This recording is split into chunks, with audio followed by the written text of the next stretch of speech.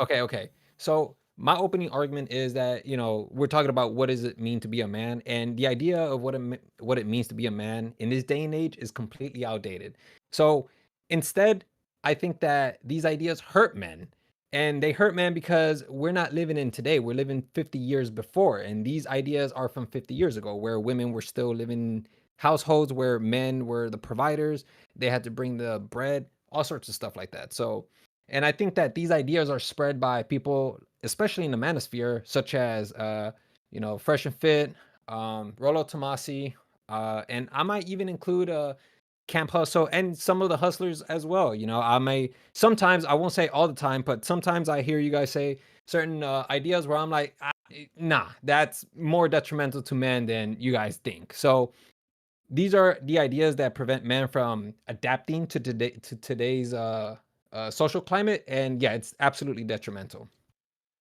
Okay, I'm gonna have to probably in my opening statement ask you a question. How is it detrimental having traditional values? Because that's at least where I can say I come from, as far as the old stoicism, being strong and silent, and being dependable, being competent, taking care of your family, just working hard and putting yourself basically being the person who will take a bullet for your family, Yeah, yeah, sacrifice yourself for your wife and for your kids, and also exactly. just also this whole thing about the modern men, like I guess traditional men versus like progressive. I think progressive men have more of a I guess what can you say, like the whole soft guy era, more emotionally intelligent, I guess you would say, versus stoicism. I think it's good. It's good to be a balance of both. Okay, I'm not going to say one's better than the other. I will say that times have changed, and you have dual incomes. You have women going to school, bettering themselves, not necessarily staying at the house and doing the traditional role of keeping the house while the man goes to work. I understand that we live now in a time of inflation, and it's just having one income is just not feasible for most people. What I will say is that the attitude of having a traditional mindset still, I think, benefits in the long term in terms of successful relationships, where there are more negatives that come along with the today's mindset of hit it and quit, ghosting people, just being out for yourself, soft guy era, 50-50 relationships. There's a lot that like stuff that we never, well, I say we never, I'm talking about, like, I'm an 80s baby. What decade did you grow up in, for context? Are you like a So I 2000s grew up. baby? I would say, Okay. yeah, I'm around a 2000 Okay, baby. so Yeah. I'm like, I guess I'm like at the beginning of millennials, whatever. I don't know what that your thing is called. What is that called? Zennials, maybe? I don't know. Gen Zers, I would say, because Gen Zers are after 1997, I Okay, believe.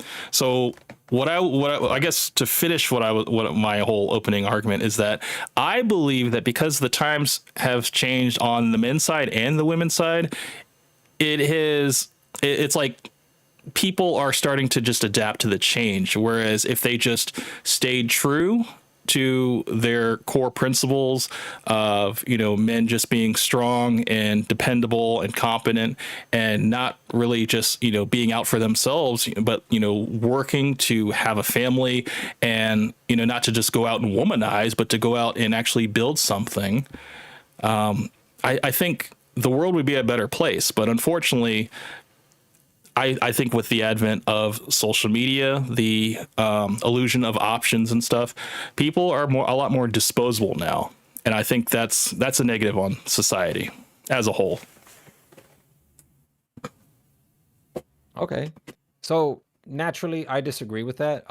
Because I think that I feel like you're onto something, but I think that you and I are approaching different reasons as to why. So my reason is obviously not yours because I think that there's definitely an explanation for this, and this is kind of the reason why it's detrimental because when folks like you who are more older, the older generation, they talk about how like a man is silent, they're the providers. These are like traits from like the old times, and oftentimes the women that usually are compatible with those characteristics are no longer compatible in this day and age. Most of them are already married or off the market because, well, they're already old, right? And the majority of the men of nowadays, they want women that are either much younger than them or at the same age, meaning that they want them at around 20. And it's a good reason why, because now we understand that, women that are below the age of 30, they have better quality eggs. And so they want to procreate with women that have better quality eggs. So if they want to appeal to women with this like old style of manhood, it's not going to work in this day and age because most of the women nowadays are working, they're independent, they're more adaptable to today's society rather than what the women were 20, 30 years ago. And that's where you come along, where you are from that era where you're the provider, you're the working type. That's not what this society is anymore. We're now living in an age where we either get with the times or you stay behind, survival of the fittest. Most of the men who still believe in the characteristics that you believe are probably most likely going to get left behind. Okay, I'm gonna have to strongly disagree with that. I would probably say that traditional femininity is probably not as abundant in the West as it was about 10, 20 years ago.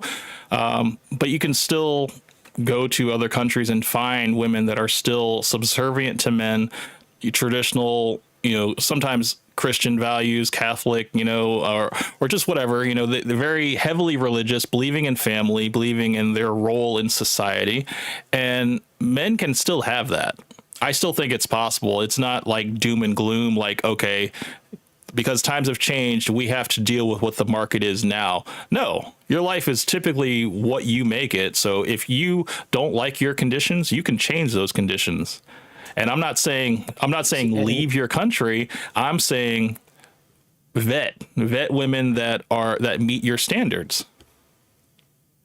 So essentially, you're encouraging men to run away from the problem. No, I'm saying vet women that meet your standards. You can still find good women out here. It's just that I would say that men are looking in the wrong places. Right, but like remember, like these are the rhetoric that this is the rhetoric that's being spread online that you can go and find a woman that is going to be subservient to you or that is going to take care of you, all of this stuff.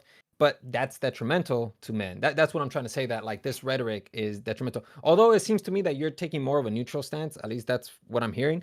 But like the rhetoric that's being spread online is that you can go to another country such as Thailand, Philippines, and find a woman that could potentially be much more of a mother figure or old school woman, which to me I think that that's detrimental because you're essentially telling these men like you don't have to adapt to the society that we're currently living in or the climate that we're currently living in. Instead, you can go and find these old school women that are still out there in different countries when we're not teaching men how to properly adapt to this climate. You know what I I mean? mean, you could adapt to the climate, but what does adapting mean? Adapting means basically jumping on an app, running through about 50 girls, whatever, not finding a wife at the end of it. And because everybody is just, everybody's disposable, you know? Well, that's the thing. Like, it's not that people are disposable. It's just that we now need more new skills to adapt to this climate. Like, for instance, you said that getting on on Tinder or these dating apps. I mean, look, men don't exactly know how to take selfies. All right, you give them a phone and they'll probably end up hurting themselves by dropping it on their head or something. Like we need to teach. We need to like show men. Like, listen, we could if we take good photos, proper photos, because women already do it. They're always constantly taking selfies. If we can teach men how to do it, which I see people like Austin Dunham, they go out there, they're taking selfies of themselves and they post that online. You can see that he gets results. He gets results, so it works. And that's just one of the skills of many skills. There's other skills as well, such as texting. Not a lot of men know how to text properly. I'm definitely one of those folks that do not know how to text. But that's off a choice. It's not that like I mean I could work on it obviously, but it's not something that I want to prioritize because I'm not looking for a woman right now. I'm in my game. I'm trying to like come up. So there's these skills that we can learn and that we can learn online, but instead we're like having people like Fresh and Fit telling men and other folks as well that I've seen that aren't exactly red pill, but I can see that they're kind of skewing more towards that side. That tell men that you can go and find a woman out there, you don't have to deal with this. Which to me, that's not good. And another way of adapting is by getting women involved too. Women seem that they opt out as well from the dating game, and I think that it's time for us to get them involved as well. Which is, I know that you're probably most likely going to disagree with this, but I mean, even encouraging women to not only approach men but also to propose to men in marriage. Holy shit, I totally disagree with that.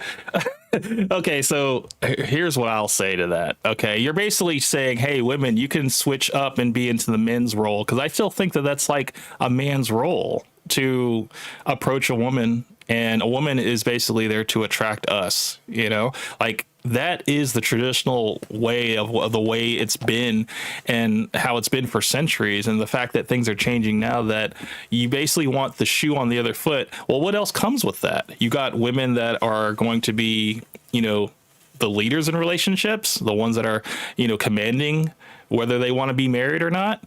I think that's kind of handing over your power to the woman instead of keeping that for yourself. Isn't it up to us to really decide who is worth being in a long-term relationship, whereas a woman can just decide who she wants to sleep with? I mean, that sounds like you're creating this like dichotomy between men and women. Why can't we just share like the power? Do you want a woman to propose to you? You're going to be waiting a long time for that to happen, my friend.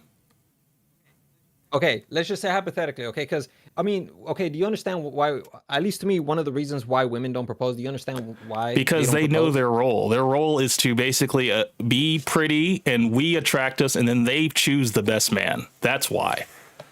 That's that's potentially true, but one of the main reasons why they don't, at least from my point of view, is that they constantly get harassed online. You can go to any video where a woman proposes, and you will just see an army of women just completely annihilating this poor woman for proposing to their man. It's like, what's the point of annihilating this? Like, we should be encouraging this, if anything, because if you really think about it, like even with women, like they have to constantly wait a long time just to wait for the man to propose. Like, why not just like have the woman propose, and that'll determine whether the relationship should go. And then here's the thing, if women can also have that power, they can also have the power to approach as well. Imagine, like, you're a man, and yeah, maybe your approaching isn't your style, it's not a part of your skill set. There's some women out there who have developed this skill set of social ability.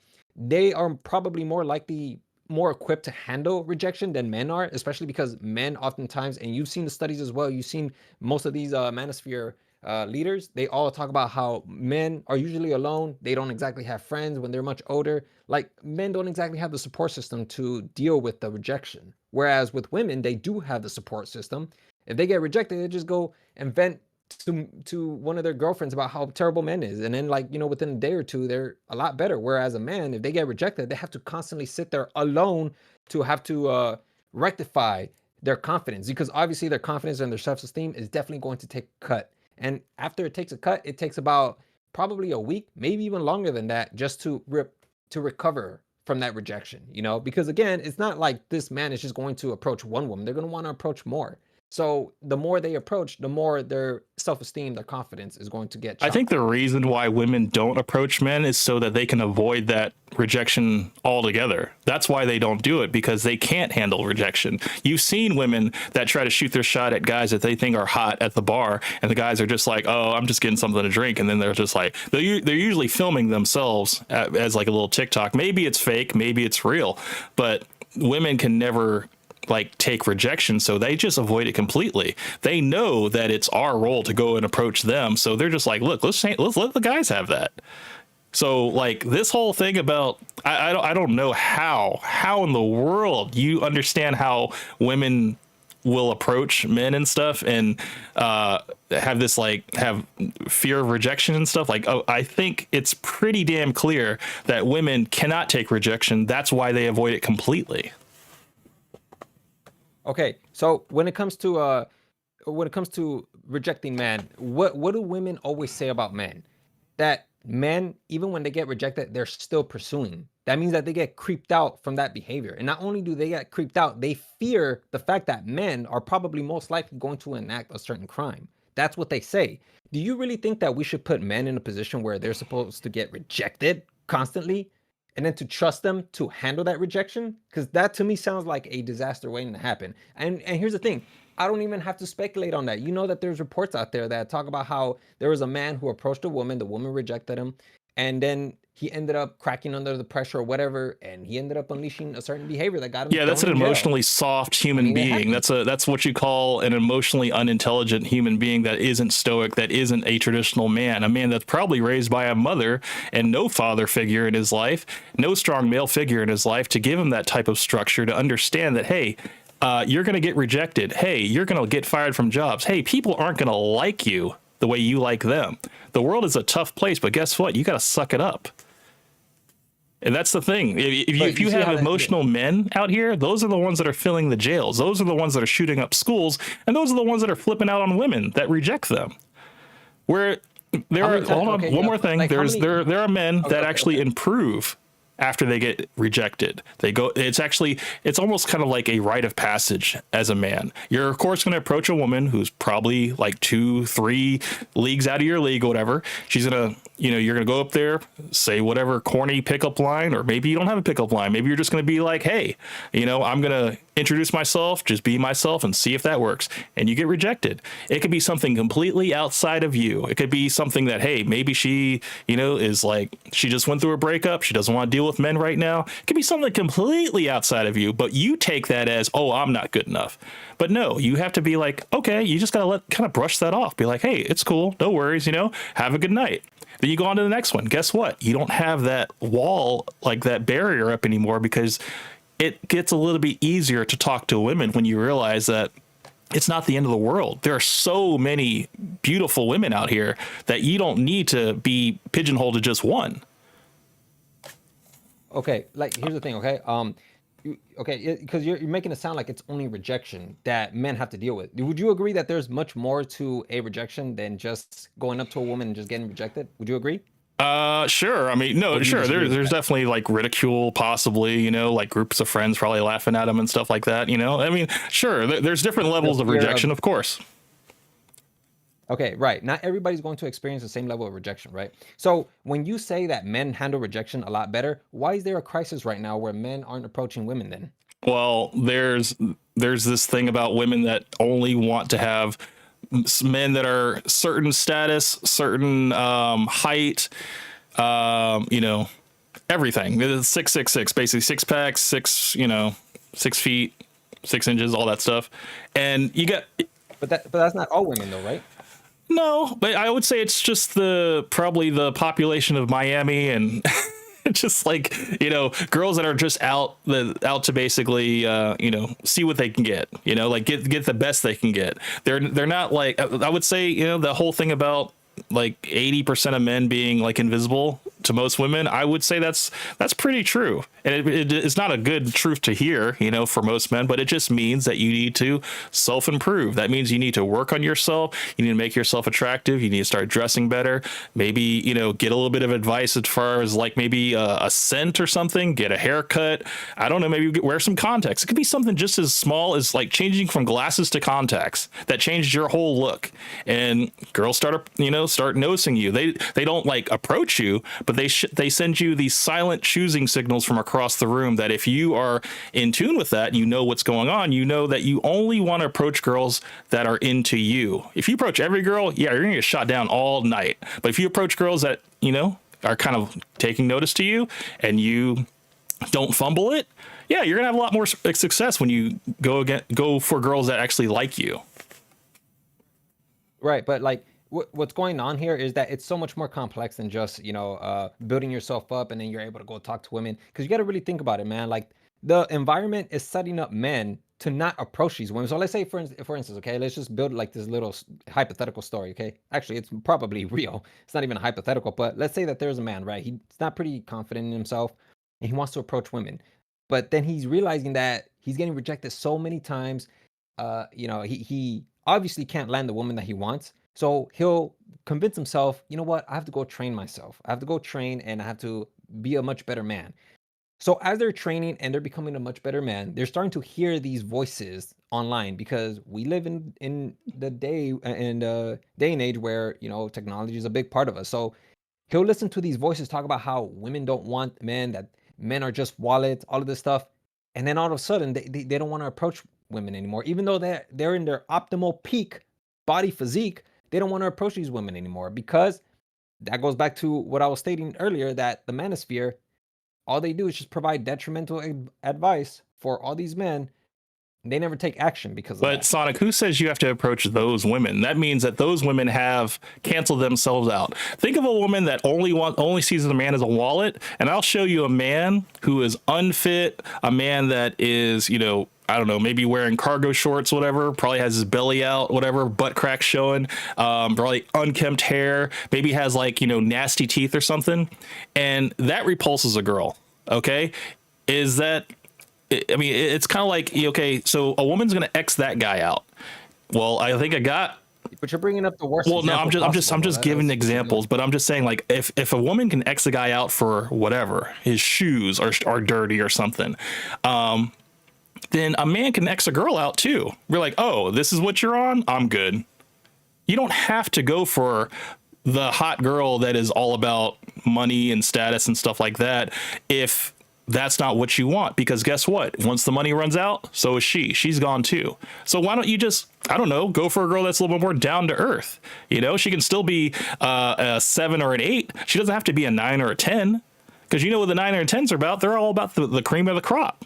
And guess what? They're getting passed around, and it's like, do you really want that? Do you want a girl that possibly has an OnlyFans? No, you don't want a woman that's for the world. You want a woman that's for you, right? So how about you just vet properly? And this all comes through conversation. When you're talking to them, you're getting to know about them. So what do you do for fun? Oh, what do you do for work? And stuff like that. Maybe if it goes that conversation, and she's like, oh, I'm a content creator. That's a huge red flag. I mean, you gotta dig a little bit deeper and find out what kind of, are we cooking? What are we doing? It could be, maybe cooking in a bra or something like that. And you're like, well, okay, that's not the kind of girl that I want. That's not the kind of wife that I want.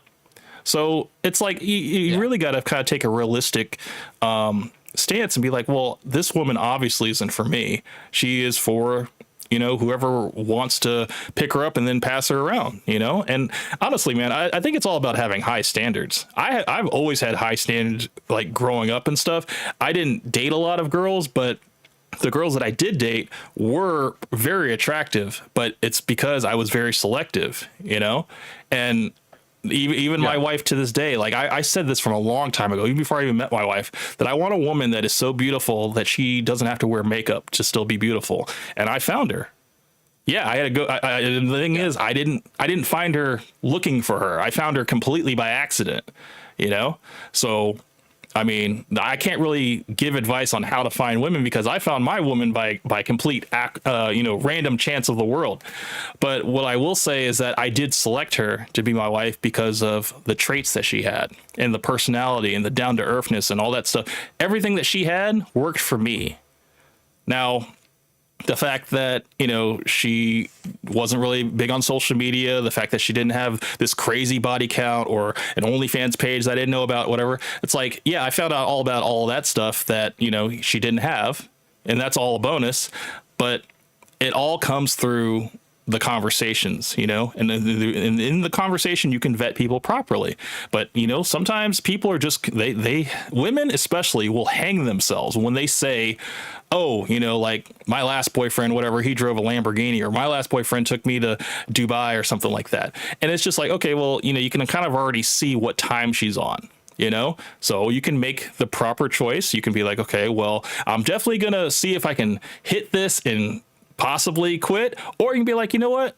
I'm good, because I don't really want to deal with all the messiness that's going to come afterward. Because either way, it's going to come to a close, or it's going to come to an end. It's not going to be something that's lasting. So you can take two paths. You can take the quick and easy path, smash and dash, or you can just avoid it completely, or you'd be like, have a good night, good talking to you.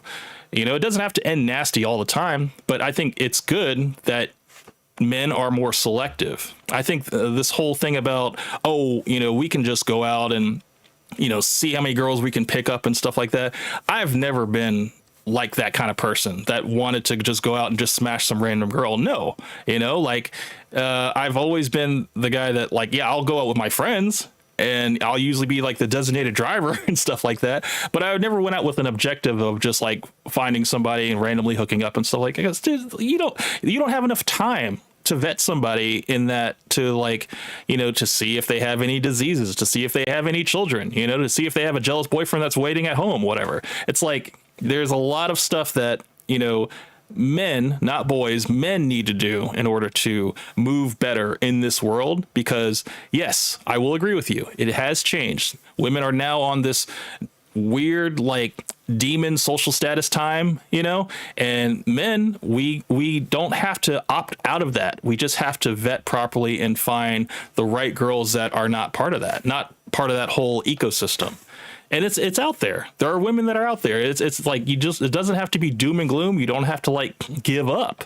It's I'm gonna be honest with you. All of that it just sounds regressive. All of that, like just the way you just described it right now, like, oh, these women are demons. Like all of that is just regressive. Like I'm pretty sure right now, like there's folks in your chat right now that are like probably clapping it up, and they're all like, yeah, no, freaking Camp, he's speaking facts. First off, I didn't even hear one fact. Okay. But second, let me tell you, dude.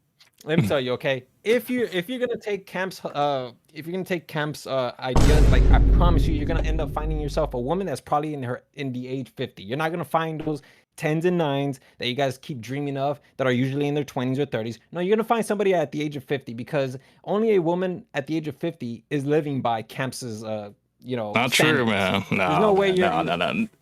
like you're in this day and age, you're not gonna find a woman like that, bro. Especially a young woman. If you find young women like that, it's probably because they were raised by conservative parents, and that's even if they wanted to accept those ideals. Wait, hold on. It seems that more and more women are. Go ahead. Wait, let me finish. Let me finish this. More and more women are starting to become more and more democratic. You can see that there's a trend here. Camp, I can't believe you and the hustlers can't see this. Like, it's crazy to me that you guys can't see this, bro. Like, I mean, crap. who do you think's raising these women? Do you think it's modern men that are raising the women, or do you think it's traditional men that have wives of 20, 30 years that are raising these women?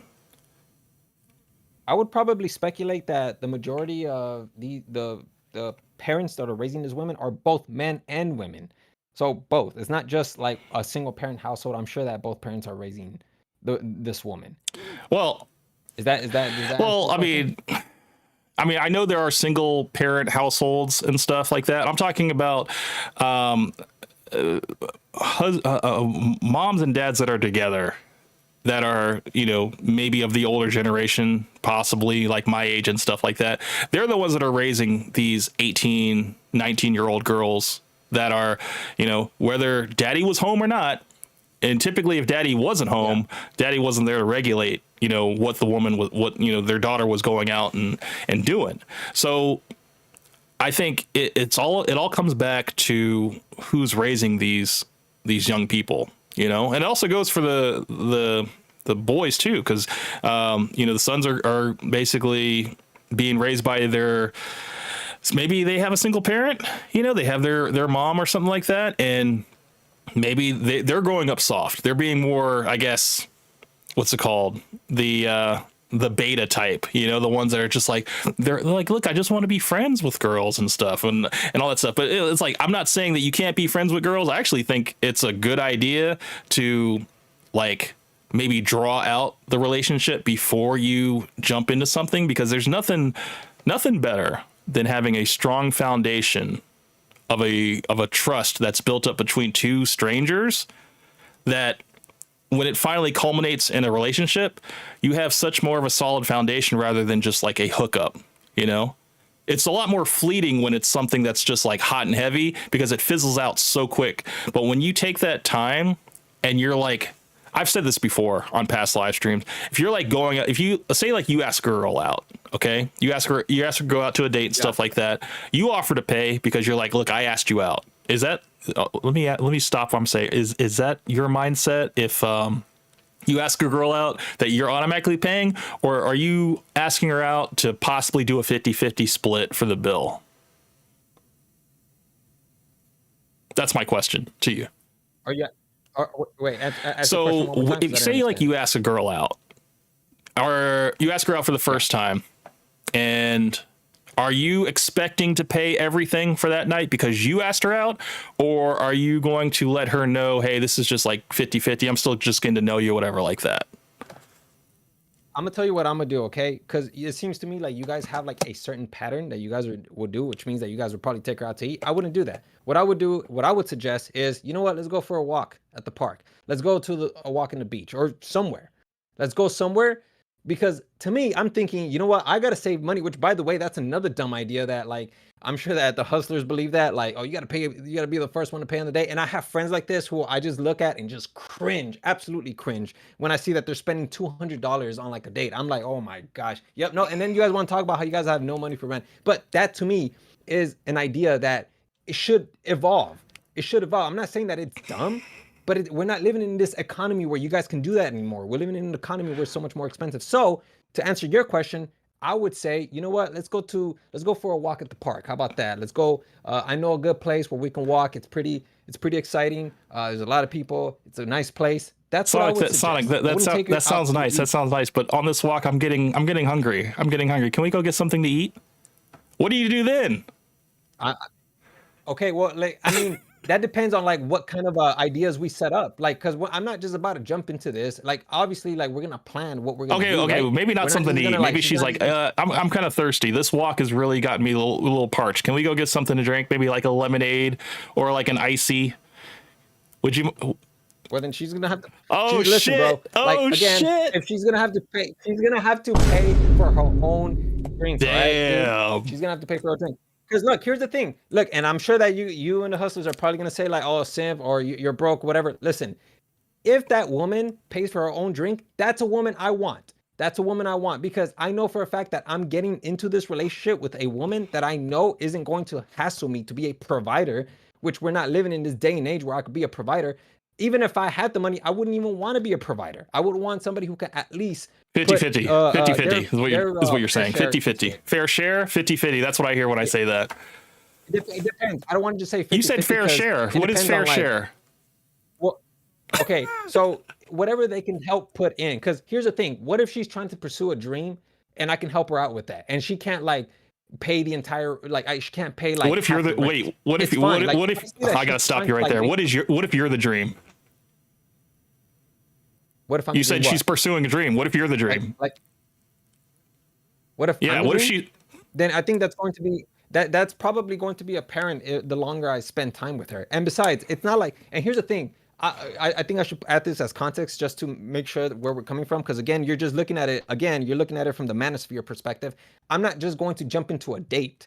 You know, I usually like to be friends with that person first, get to see who they are, get to know them at that personal level, and then after I get to see who they are, if there's some sort of connection, then perhaps we can make a move there. I think that that's a much more appropriate approach than just cold approaching a woman, or perhaps trying to find. I'm not even saying that. I'm not even saying cold approach a woman. I'm saying you ask a girl out that you have maybe have mutual friends with or something like that. Maybe you're like in a friend group or something, and maybe, you know, she's like on your attractive scale, she's like an 8 or a 9, but because, you know, she's friends with your friends and you're friends with her friends, whatever, you guys are in the same friend group.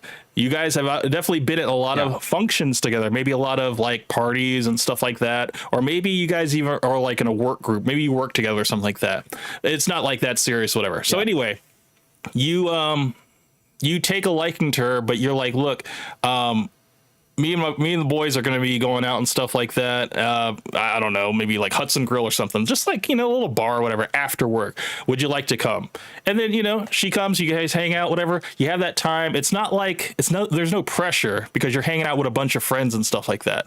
Well, let's say that now that you have built up this kind of rapport with someone because you've hung out with them multiple times, you never made a move, whatever like that, but you've definitely conveyed a level of interest. Wouldn't it be on your part, if you wanted to pursue this further, to possibly make the first move? rather than waiting for her, which I'm all in reality, it's probably never going to happen. A woman will never approach you because she is afraid of rejection. She would much rather doll herself up to attract you so that you'll make that move, so that you'll ask her out on a date, so that you can actually sweep her off her feet. Okay, so first off, it sounds to me like towards the end, it sounded like you were saying that like she's trying to send signals Yes. to me, right?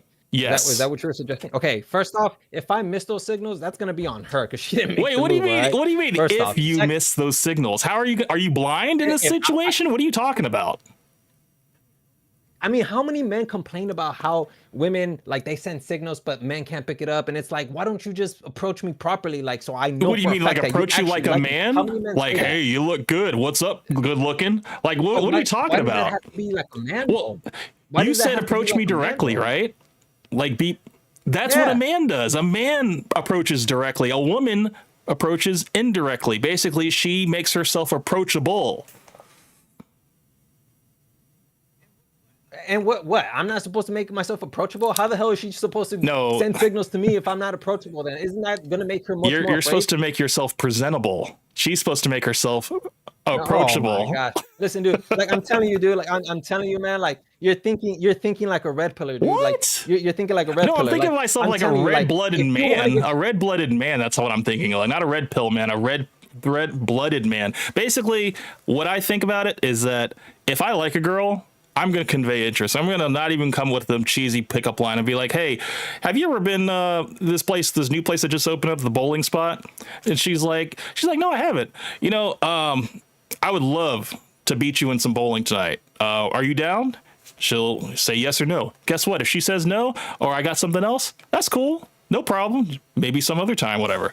And I just keep it moving. But if she's just like, yeah, that sounds like fun. All right, let's go. But see, that's the thing. It's like, there's no pressure there. If I get rejected, it's cool. It's not the end of the world. I don't crumble. I don't like think about, oh, I'm going to like stalk her now. No, I'm just going to like be like, okay, you know, if she takes it or not, it's not going to be the end of the world. You know, it's just one of the, That's my approach. That's my approach. That's how I handle it. Like, so let's say, for instance, we were at your work scenario, once again, hypothetical.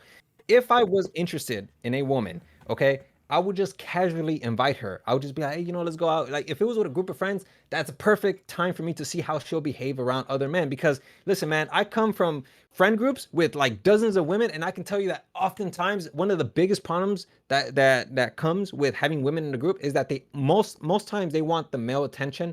They want to fight with other women for some reason. I don't know why. And then second, that they'll like a guy, which is another problem in it.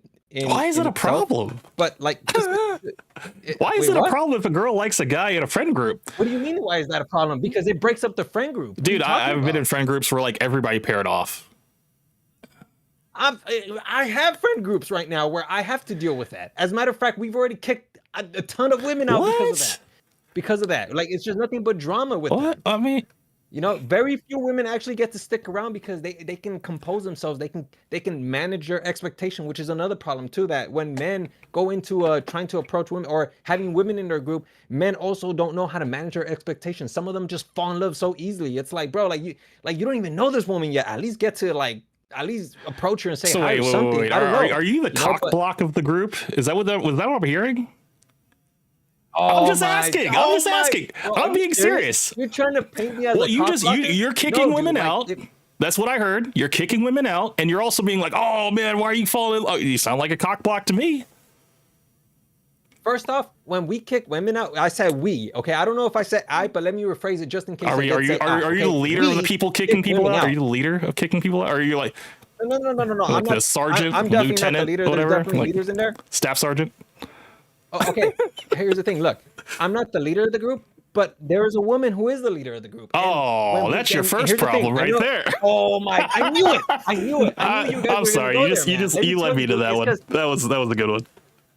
let me tell you something, okay? When it comes to Uh, leadership, people think that it's so easy to be a leader. It's not, man. Like you have to deal with betrayal, you have to deal with people, you have to deal with relationships. I don't want to deal with that. That's not my gig, bro. uh, I have my gig is being a skillful person. I have all the skills in the artistic realms. I can do that. I can't do people. I can't do leadership. Leadership, I think it's super overrated. But that I know that's no, not the no, no, topic, no. but I just want to go ahead It and just add actually that is context part of the to it. topic, actually, because being assertive is really the trait of being a very good leader, which is typically one of the qualities of a strong man, is a person who is assertive. So, I mean, So you think that wait, so you think that anybody could just be a leader? I think people that are assertive, that are go-getters, that are competent, that are confident in themselves, that believe in themselves, absolutely, they can be leaders. Right, but you're making it sound like almost any man can be a leader. Like almost every man Well, can be a I leader. could say Actually, no, I think any should be a man could leader. have it awakened in them, absolutely, to be a leader if they surround themselves with the right figures. I would say, like the formative figures of their their adolescence all the way until their adulthood. I believe if you surround yourself with strong individuals with strong moral compasses and standards and stuff, absolutely, I think that it can definitely breed an assertiveness, even competition, a competitiveness. Absolutely. You get around a bunch of people that are competitive go-getters that are just like all they do is win. Absolutely, you're going to become a winner as well. Nah, man, I completely disagree with that. No, I really don't think that. Maybe you're a leader in your group, but like, I don't think that. Like, really, when it comes down to leadership, I really do think that people really underestimate just what that position is asking for. I mean, You it's know? asking for assertiveness. It's asking for confidence, and it. No, no, no, no, no, no. It's so much. It's not. It's probably not even that. But let's say that if it even was that, it's so much more than Have just you ever seen an assertiveness and unconfident confidence. leader? Um, I haven't. I don't Have you know. ever Like seen a an the thing is unassertive leader? Have you ever seen that? the thing is that you're like the thing is that you're divorcing like what it really takes to be a leader. Like, a leadership could I don't even know if confidence is a big part of it, but like I know that like when it comes to because a person can be confident perhaps in managing people, but they probably aren't confident in other I think areas in it's. their life, because when it comes to people, they just have that ability to just trust me. I know I know like three leaders, and all of them know exactly how to manage people. Whether they're confident or not, I don't know. But like I know that when it comes to managing people and telling people where to go, they can do it so easily. It's so simple for them. And then there's people out there who I've seen, they've tried to be a leader, but nobody respects them because they think that it's all about this confidence, and they're confused like, well, I'm confident, how come they're not listening to me? It's so much Well, more than it just is a lot that. more I than just feel like assertiveness and confidence. I think it's also the ability to carry pressure. If you can handle pressure, I think that that's no, no, no, another core that tenet of being a man, being able to carry pressure and be able to deal and suffer in silence. I think that is something that is a core tenet in manhood. what about empathy? Sure, you can be empathetic, sure, but I don't think Isn't that but yeah, but isn't that doesn't that involve the man being like emotional with the people around him? I mean, after all, that's what being a leader is, right? You have to like reach them at their level, right? You got to be I think emotional being along able with them. to put yourself in somebody else's shoes, being able to understand where someone is coming from, being able to just understand where people are coming from. Absolutely. I think you need to be able to think outside of yourself all the time. You have to consider the paths of other people and the emotions of other people, and I think that also carries with good leadership. Someone who is able to command a room, but also being able to manage the emotions of other people. Sometimes you have to maybe parse your words out for a certain way to not offend certain people, because there are some people that they take All right. offense for everything. So you maybe have to word some things in a certain way. And you know what? That is something that happens with men all the time. We edit what we say all the time, especially around women and people that are very emotional. Okay. Let me tell you this, and then you tell me if this Okay. is a leader, okay? So the leaders usually they I don't see it as like I mean maybe followers, I don't know, but I see it more as like managing people in their circle, the group of friends. And it's usually a huge group of friends. But one thing that I've noticed about these leaders is that when they're managing their friends, they cannot manage another group. They just can't do it because the leader still hasn't earned that respect. They haven't earned that the appeal of these people yet. So this is where I start to like question you and ask you, what does it even mean to be a leader then? Because a leader is so much more complex than just being assertive, being able to manage people. Because again, put yourself in another group and try to manage those people, and let's see how that's going to work out for you. Although sometimes you will be able to sway people with logic, it's not always going to work, because people are then going to question, like, why should we listen to you? Who are I you? think in order to be a good leader, you need to be a good listener. You need to understand what the people are saying and what they're feeling. That way you can form your directions, you know, and what your next move will be. Because a person that is disconnected from the community that he's trying to lead, absolutely, you're going to fail. You need to know what the people are saying and what they're thinking in order so that you can appease what they would do. I mean, not appease everybody. You can't please everybody, and that's one very important fact about being a leader is that you can't be everybody's friend. You can't even really be friends. You have to be someone who carries the pressure, who can manage other people, who can be a problem solver, and you know, like there is a lot of give and take with it. But when it comes down to it, a person who is a good leader is somebody who is dependable, who will always have your back as well. Yeah. So with that being said, that goes back to what I was saying, that, you know, this idea about men should be leaders, that's not always going to be the case. There's going to be followers. And, you know, and the thing is that, like, I think that in this day and age, because of the manosphere, they've told these men, oh, well, you know, you have to be a leader. You got to be a leader and take charge or whatever. Yeah, but what about being a follower, though? What's wrong with being a follower? That's what I I don't mean, you're always understand. going to have employees. You're always going to have people that just want to be told what to do because guess what? That is the passive route. Okay. And I'm not going to say that that is not something that most men, that's the kind of lot in life that they want to take. They want to just take that passive approach where they don't have to be in charge, where they don't have to carry that pressure, and they don't have to have all of the responsibility and everything that falls upon them on that. It's, I mean, I'm not saying that they're less of a man for that. It just works for those people. But like I said, there's different levels of, you know, manhood, you know, and it's like these things can coexist. You can't have everybody be a manager. You can't have everybody be an employee either. You know, you have to have people that step up. Okay. And I think that's important in the society to have people that are willing to not be in that passive role and be more assertive and, you know, take what they want out of life. These are the people that are usually the most happiest. All right. So let me ask you this question, and I also want the chat to also get involved. And if you don't mind, Cam, do you mind if I answer some of the questions? Because I'm sure that they're probably going to ask questions I after mean, they're this. asking questions right Do now. you They're mind asking if I do questions that? right now. Is Sonic a brokey? Is Sonic a liberal? I guess you could start with those two if you want. All right, but after this one, I'll answer those right now. But here's the thing, okay? So right now, it sounds to me like it sounds to me that you're okay with the idea of someone, especially a man, being a leader, being a follower. Is that what I'm getting off of what I'm you're telling me? saying that I kind of equate it to like employer and employee kind of thing, you know? So manager and worker. There's always, you got to have workers. You got to have people flipping the burgers. You got to have people that you got to tell what to do because they don't want, that's their lot in life. They don't want to lead. There are men that don't want to lead. But my question is, like, my question is, how do you view them? How do you view those people who are followers? Because obviously this isn't like a employee and employer. This is a dynamic Sure. of a group. I You mean, know, so how do you view them? Do you see them as like a beta? no, I just see them as passive males, which, you know, it's not a bad thing to be passive. It's just like, it's just the choice that someone decides to make. It's like, you know, someone that like, I don't eat meat, you know, like I just want to eat vegetables the rest of my life. Okay. That's your choice. If you want to be a vegetarian the rest of your life, that's fine. I'm going to eat meat because I like meat, you know, so I'm going to do that. Clip me out of context if you want. Coke Benny, you son of a bitch. But anyway, no, like I just think it's a choice, you know, like it's a choice if you want to be passive rather than a leader.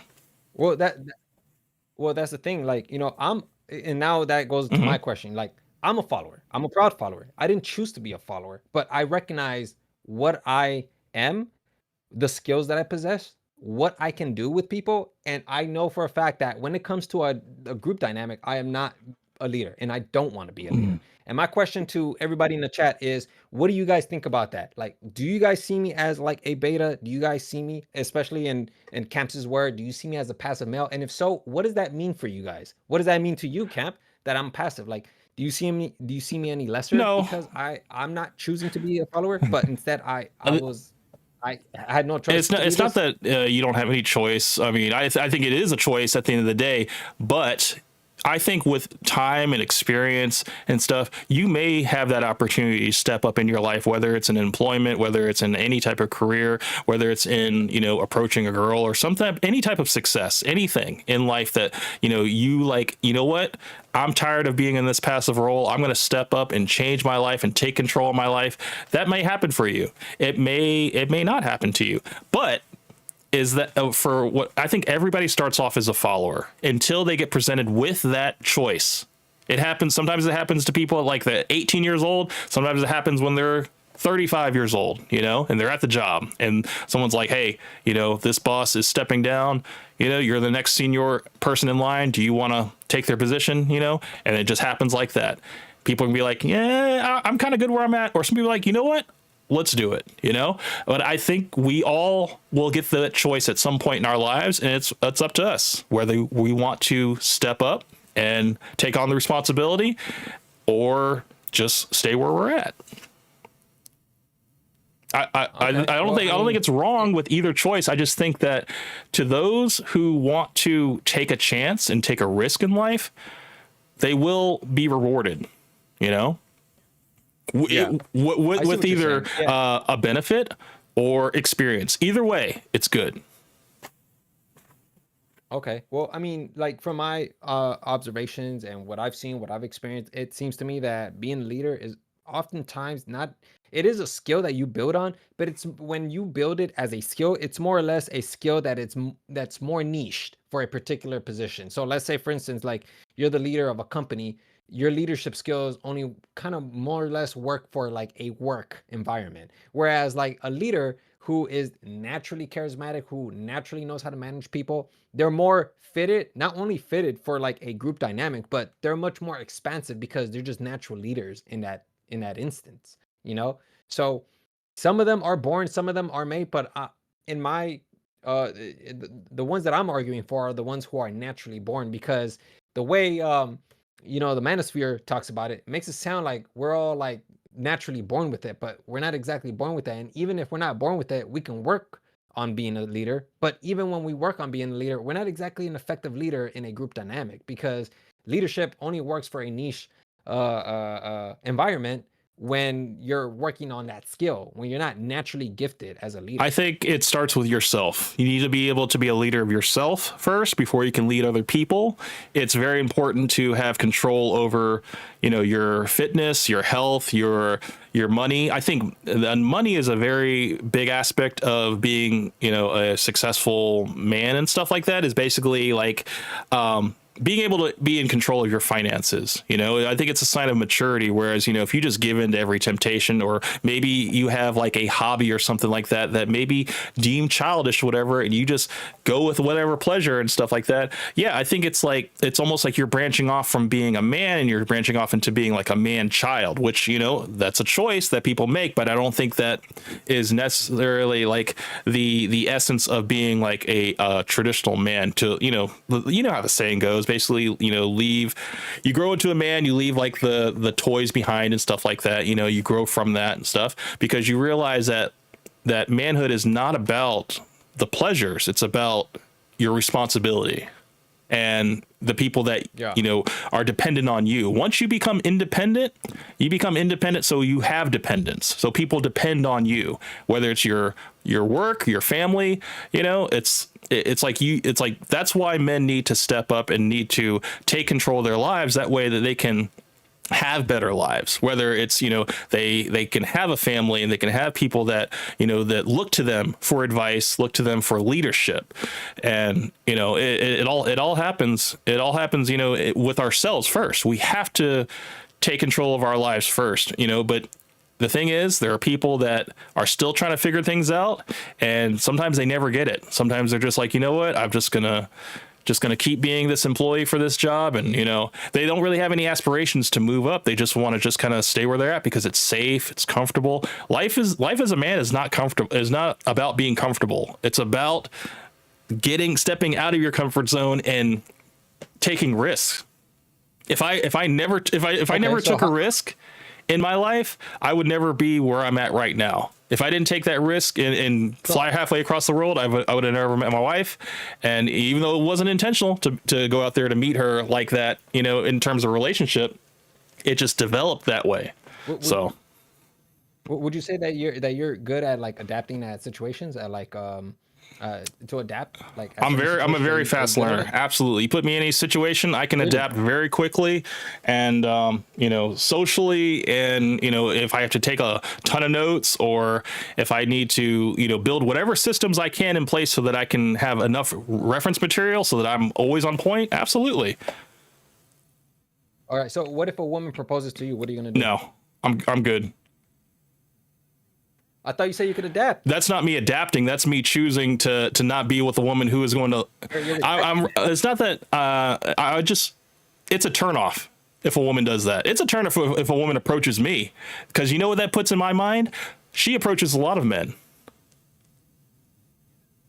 Is that really? That's what. No. That's the case for me. If a woman approaches me, I'm like, oh, she's done this way too many times. And she proposes to me. Oh yeah, she's like, no, I'm good. I'm no. Right, but okay, so let's just say hypothetically, if you were to adapt to that situation, how would you adapt? What would you think? How would you change your paradigm if you were to adapt in that situation? I don't see this is a hypothetical that I don't think would happen, because my strong core principles would never allow me to accept a marriage proposal from a woman, because I have to want that. Okay, so then you're I mean, in a sense, you're kind of not adapting to that situation. So no, I'm just not adapting to that person. Like, I don't want to be with that person. Well, I'm talking about the situation. If you're saying all women are going to start proposing to men, is that what you're saying, or are you just saying just this one woman? No. I'm just no. I'm just saying this one instance where you happen to be in a situation where you love this woman. You've been through hell and heaven with her. You've gone through many places, and out of nowhere, she just pops the question on you. Do we have children together? Not yet. Okay, so no. we don't have children together. We've had how long have we been together? Because this really matters, man. Yeah, that's what I'm saying. So let's just say hypothetically, if like all the variables fell in place, because I can't just like sit here and be like, okay, so it's 2 years, you've been together for 2 years, you guys went to these places. Like, I can't do that. Like, it has to be like the optimal peak in the instance where you love this woman, you've been with her the certain amount, like all the prerequisites and the requirements have been met. And when she pops the question on you, what do you do? See, if you put it like that, I still think it would have to depend on me whether I'd want to or not, because honestly, I wouldn't. I would like to have that position to say, no, I want to propose to you, you know? Like, that's my role. You're basically taking my role from you, and that's like me saying, like, if I were to switch the role up, and like I'm the guy who's like, oh no, you know, we can't have sex tonight, I have a stomach ache or something, or something like that, and I just keep denying her. You know, it's like it would almost be kind of like a role reversal, you know, whereas like the whole thing about like a woman choosing a man to be married to and stuff like that.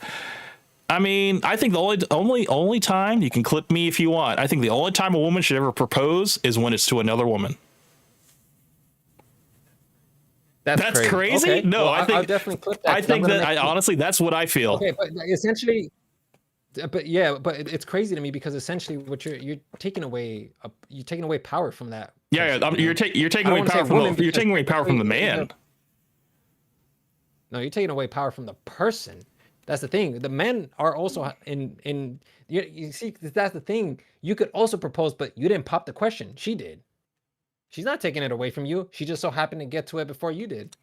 Yeah. No. I mean, if anything, I would say no. And then say like we're going with your hypothetical where everything was like everything was in its right place, whatever. I would say no, and I would like just say no. I'm no, and then maybe down the line I do it, and if she says yes or she says no, whatever, come what may. But I just think the natural order of things, I think I should be the one to ask that question. And I think a woman naturally would want the man to ask that question.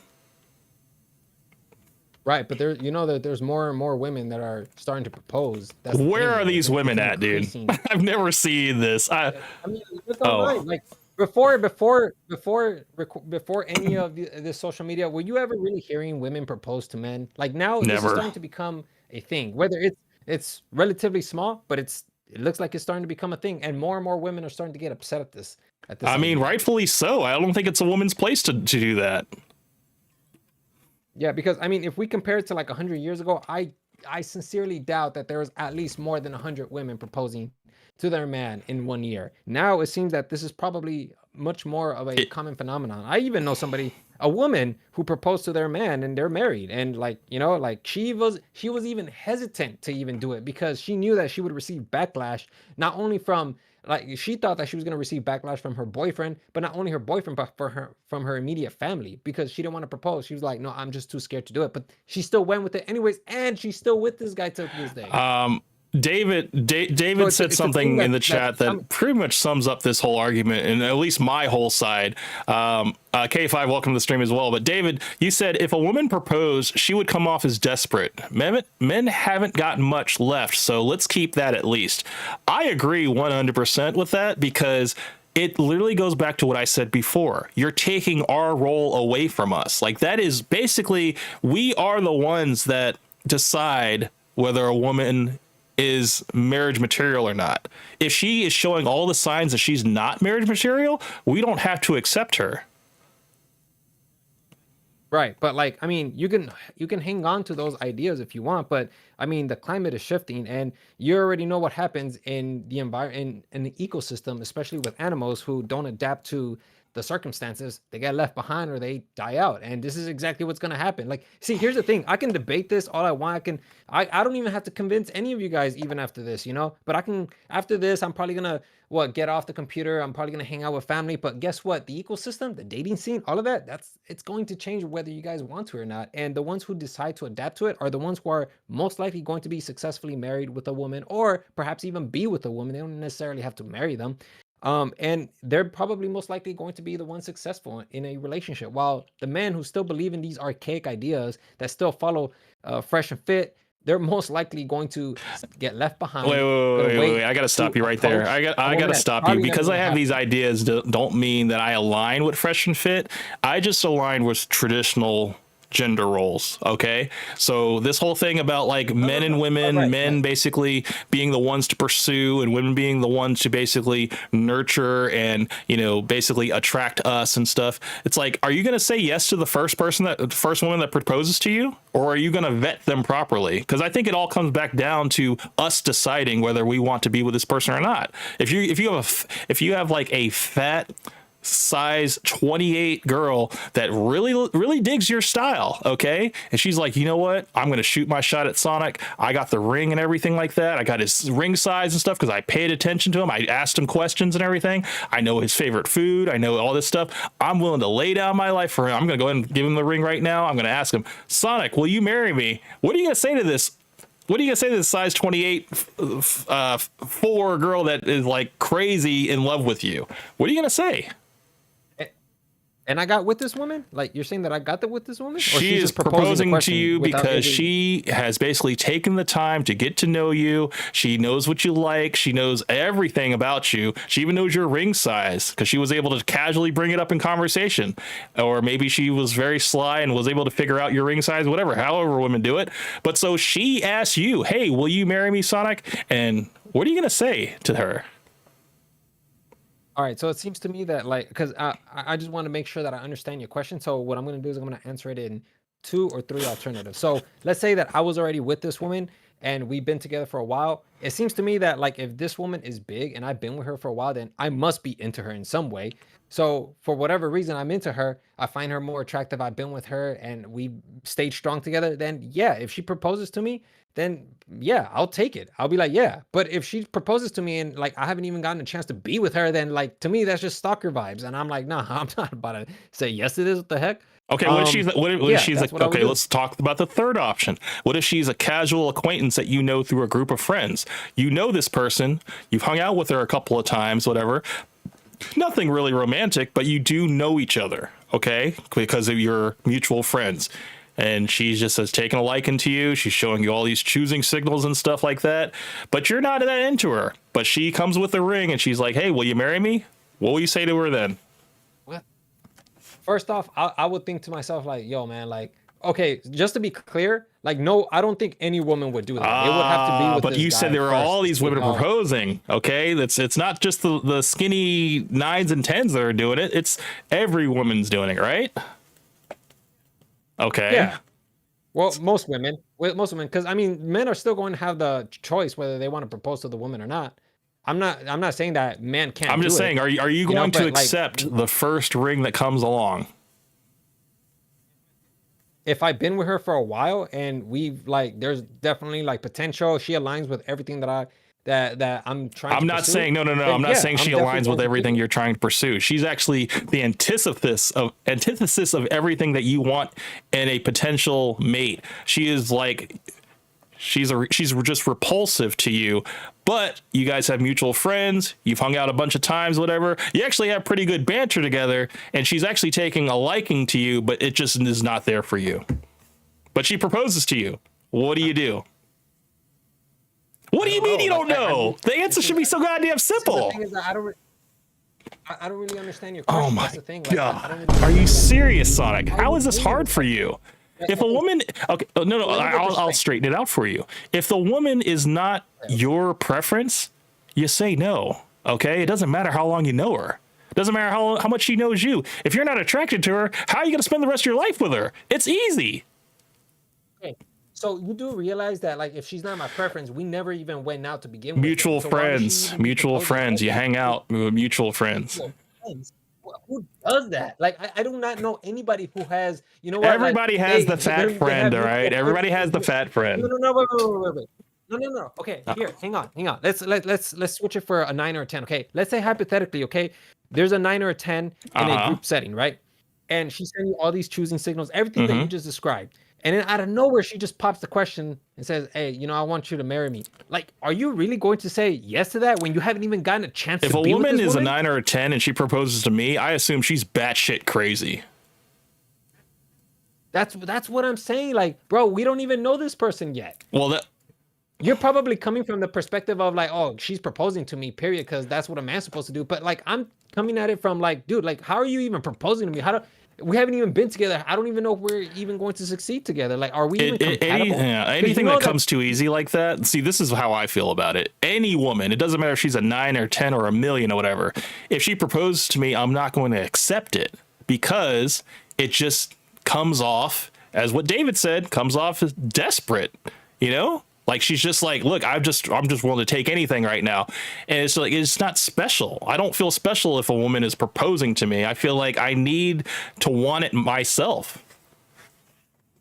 that's crazy to me, man. Like, so you're telling me that like if you've been with this woman for let's say 2 years already or three, you're telling me that it's desperate that she's been with you for that long. She hasn't popped the question in 2 to 3 years. You're telling me that's desperate if she just pops the See, question I just because she wants we keep something more we in this relationship? Like that's well, desperate to you? That's desperate to you and what I David? would want is the woman to be like trying to give me an ultimatum or something. Be like, look, you gotta do something. You gotta put a ring on it or something because I'm not getting any younger.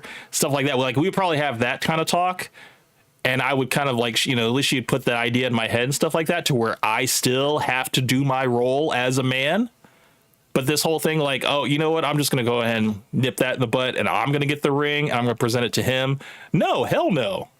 Because it's like a woman is basically, she is taking the control of the relationship. And that means you're handing over your leadership to her. It all starts with that. that's No, it all insane. starts with that. That's insane. That's what a crazy way to No, that's all. rationalize all It's of that. if a woman's going to take control of the relationship and propose to you, that means that you are basically moving into her frame. She's running the relationship now because she told you, "Hey, put this ring on. You're mine." I don't know about you, but that shit sounds sexy as hell. Like if a woman saying like you're mine, like I want you, like, and she gives you a ring, like that, yeah, that's a turn off for you. I think that it's because Yeah. here's the thing. The way you imagine this, it's that it's some woman just like dominating you. You're imagining a beta just like accepting that. Listen, why can't it just be like a confident man who's like secure within himself, and the woman just wants something a lot more than just a standard relationship. She wants more. She wants a marriage. You're telling me that that's insane. That's desperate. I think the men have to want it before the woman wants it. If the woman I mean, I think the women are always going to want like to have a marriage and stuff like that. Or some women just want to have that marriage. They don't really necessarily want to be wives and stuff like that.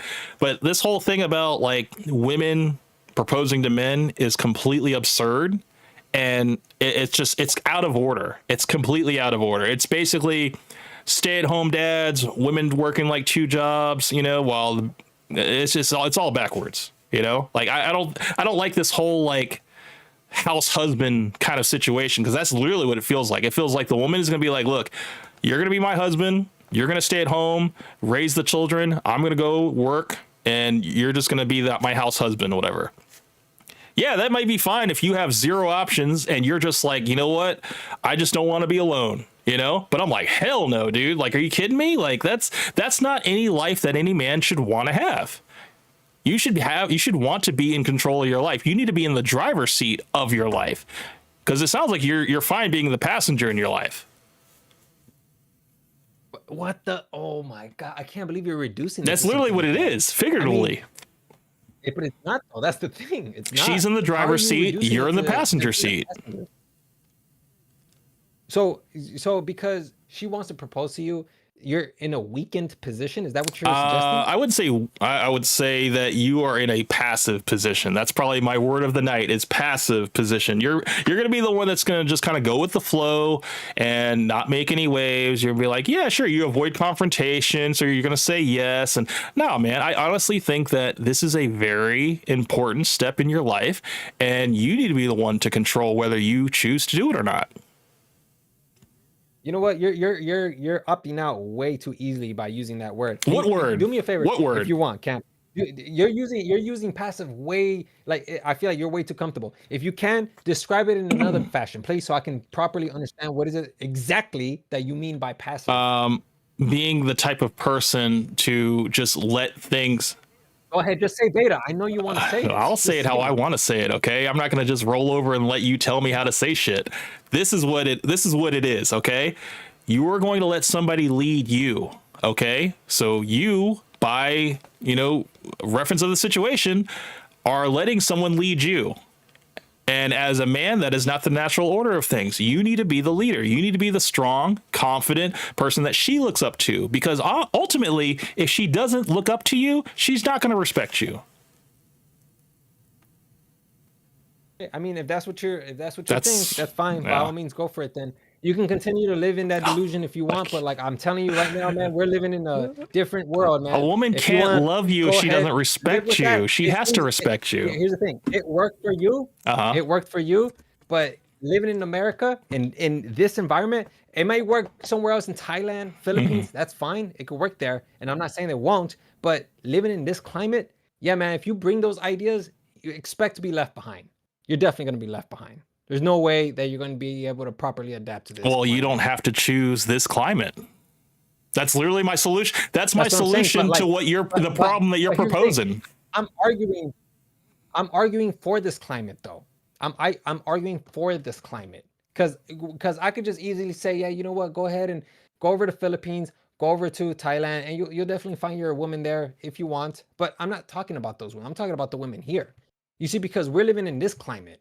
Not everybody's going to have the fortunate circumstance of being able to fly over there and be a passport bro.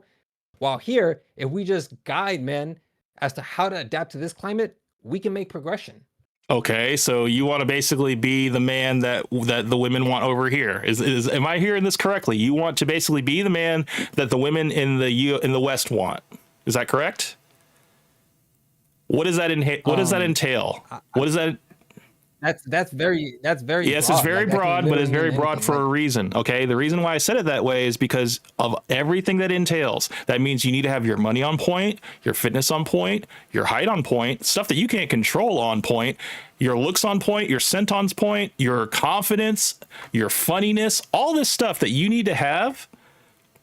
It's just like, you know, the list for what men want is like 3 things long. Okay. But for the things that women want is like so long, so like almost impossibly long. Okay. And it's impossible for, and that's why a lot of men don't fit into these like dateable categories, because they fall short in 1 or 2, maybe even 10 categories.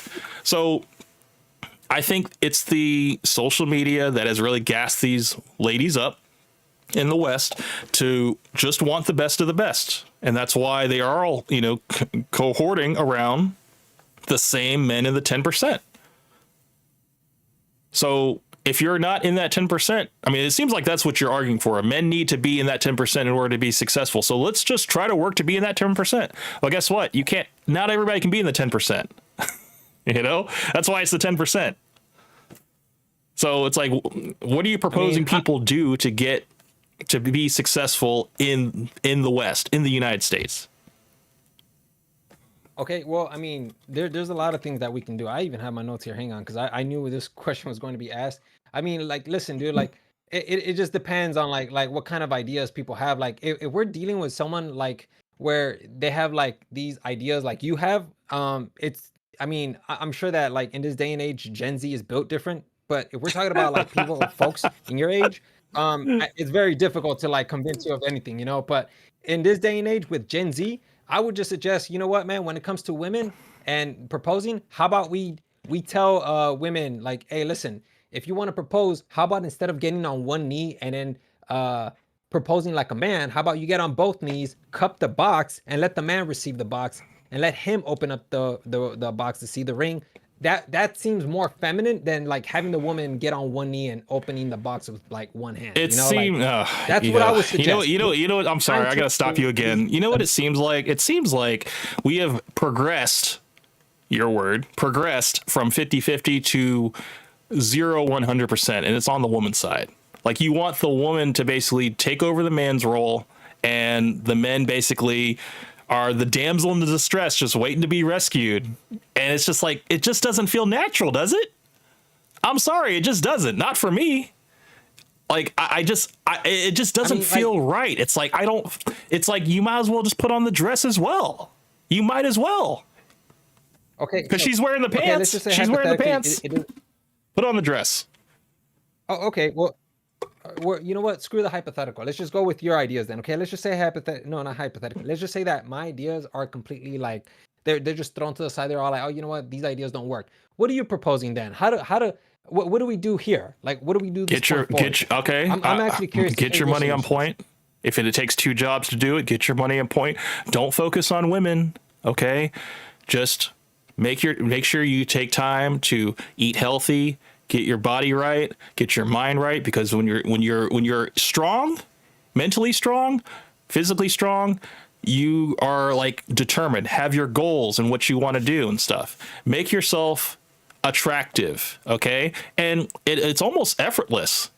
It's almost effortless once you get to the point of where you need to be in terms of like looks and stuff like that. Yeah, not everybody's born 6'5", whatever like that, but you can still take care of your money, because after a certain amount of money, it doesn't matter what you look like. Let's be honest about that. It doesn't matter what you look like after a certain point of money, okay? But so you're doing that, you're taking care of your health, and you're taking time also to vet properly. Okay, because there are going to be girls that are going to be sending you choosing signals, and you don't take every girl. Okay, you know, you can, I don't know. I mean, if you have a lot of experience with girls, you can tell which ones are just going to be a man eater and just going to, you know, they're just trying to get whatever they want out of you. Okay, you should be able to have enough experience, you know, dating around and stuff like that, to know when girls on a certain particular type of time, you know, you're like, okay, I know not to mess with this girl because she's showing me all these signs of hoe. Okay. Like she does this with every guy. She acts like, you know, the guy is the most interesting guy in the world, whatever. So yeah, I do need to vet and know that that girl is not the right one for me. Do I need to, you know, you need to figure out for you, what do you want out of a woman? You need to like know that inherently. And once you know that, you'll start seeing certain traits in people that you're like, okay, she checks like 5 out of 6 of the boxes. Okay. Now, you're not going to get someone perfect, but you probably will get someone who can cook, is beautiful, is sweet, you know, and laughs at your jokes. That might be good enough for you. And she might just have, you know, a little job here working like retail or something like that, you know, maybe has a little apartment, whatever, or maybe, you know, something like that. But you can come in and just like upgrade her entire life. You know, you can get her a bigger apartment. You can probably move into a house. You can, you know, give her children. She can give you a family. And then, you know, it's like that's the thing. It's like you have to find the right girls worth investing in. But when you see a girl who is just like, you meet her at the club, you already fucked up. You're not going to find the right girl in the club. You're going to find the right girl maybe in the grocery store, maybe at the gym. You know, I'm not saying go approach girls at the gym. Girls are like, you know, trying to stay focused. And it's also kind of creepy if you do that. But like maybe in the grocery store, you know, or places that aren't like hookup spots, you know, like not the club, not the bar, you know, just naturally in the world. You know, you don't want to go on like dating apps and stuff because the dating apps are like a cesspool. It's just people that are just, you know, they're just trying to hook up, you know, and get what they want out of people, you know? So I would say just completely X out the dating apps completely, because that's not going to help you. Don't go to bars, don't go to clubs, you know, because you're not going to find the right kind of people. If you want like someone who's going to be solid, it all depends on you too. You know, if that's what you want out of life. I don't know what your end goal is here. If you want to eventually have a wife, have, you know, a family and stuff like that. But if you do, you need to understand that, you know, it can happen through friend groups. It can happen through, you know, it could happen online. It could be something common interest. You could meet at like, I don't know, like a Comic-Con or something like that, or whatever. You guys like the same fandom or something or whatever. But what you need to do is just not put so much pressure on, you know, this needs to be my, like, I found the perfect person, I need to make her mine, because it's like, no, you got to really kind of feel things out, you know, because the more you get to know somebody, more you realize, you know what, this person I can definitely see myself spending the rest of my life with. Until you say those words, then don't pursue it any further. You just got to put in the time. That's what I propose. That's what I propose. Take the long road, okay? Don't take the short path. You know, don't try to manipulate anybody, because that's the worst thing, is trying to like get somebody to like you, whatever. No, go towards the people that like you, and you'll be much happier. All right. I mean, I'm gonna be honest with you, man. Like everything that you just described, that seems like everything that people are doing nowadays, and it seems like the problem's getting worse. Well, you know, I would say there's it's crazy, man. Like I see young kids and the way they are in bars and stuff. They're filming themselves, and this one guy had a pickup line that he says this 100% works. He says, he talks to a girl. He's like, hey, if I wasn't gay, would you sleep with me? And the girl's like, sure. And he's like, not gay. And he's like, can I get your number? And she gave him the number. And I'm like, hey, you know, all I was thinking was like NPC people doing NPC things, you know, like it's like girls are so easy these days, because look where he's at. He's in a bar setting. Of course, that stuff's going to go down. And whether it's like a 50 shot or maybe even a 75-25 shot of being successful, you're in a bar. OK, you're probably with the girl that goes there all the time. That's probably been with a bunch of guys and stuff. That's not the proper place to meet a wholesome, long-term woman. You know, it all comes down to our decisions and our choices and where we choose to search. But if that's the problem. What I stated, earlier in the stream, is that people are looking in the wrong places for their, potential relationships. And it just comes down to like, hey, if you don't like your situation, you can change that. I'm not saying be a passport bro, just focus on yourself, make yourself attractive. And shit, I'm not saying you can't find a good girl in church. You definitely could find a good girl in church. I think a lot of men don't go to church nowadays. You can definitely find a wholesome woman in church. I would say religion is definitely like a buffer from all of that debauchery that's out there. If a woman is religious, not for fashion, but for like actual religious reasons, that typically will end pretty well. She'll have a solid moral compass. And I think that's something that, that's something that we look for, at least in terms of like women that we want to end up mothering our children, fostering our legacy. All right. For sure then, man. Well, there's my Is that it? And, Is that it? That's all you got? Yeah. Oh. 31 hours. Are you? 30, wait, man. hold on. So wait, hold on. Let me ask you a question. Do you think anything that we covered today is going to change your mind, or you're going to like continue with the way that you've been doing things? Well, I tell you, Camp, like today was very interesting, and I have to say that nothing that you guys said, nothing that anybody in the chat said, nothing that you guys said convinced me. Like, I'm gonna genuinely walk away thinking, yeah, you know what, women should definitely. Oh my god, dude. Okay, so well, I mean. I want. Look at Coke Benny. He's like, I can't believe Sonic is. No, go ahead, man. Read the chat. I'm just like, I'm in shock right now. Coke Benny, he's all like, Sonic likes getting pegged. And then Cavo's, it won't work, Sonic. I guarantee you, brother, it is gonna work, man. And then of course, Coke Benny, once again, I can't believe Sonic is using the it's 2025 argument.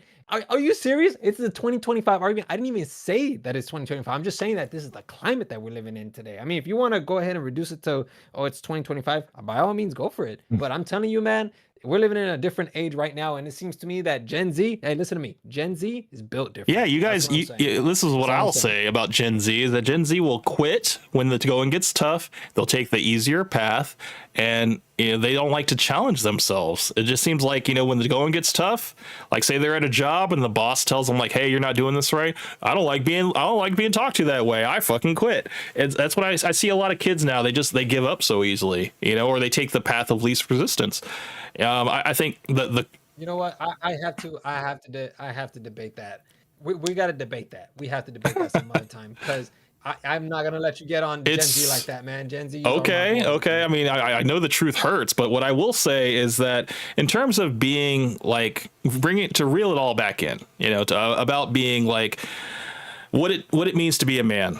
I think it needs one of the core tenets is being able to live in to be able to control your suffering, okay? To suffer in silence, to basically be the strong rock, okay? To be the solid foundation that everybody looks up to and everybody depends on. You need to be dependable. You need to be the type of person that people go to when they need something, like they know that, they can count on you.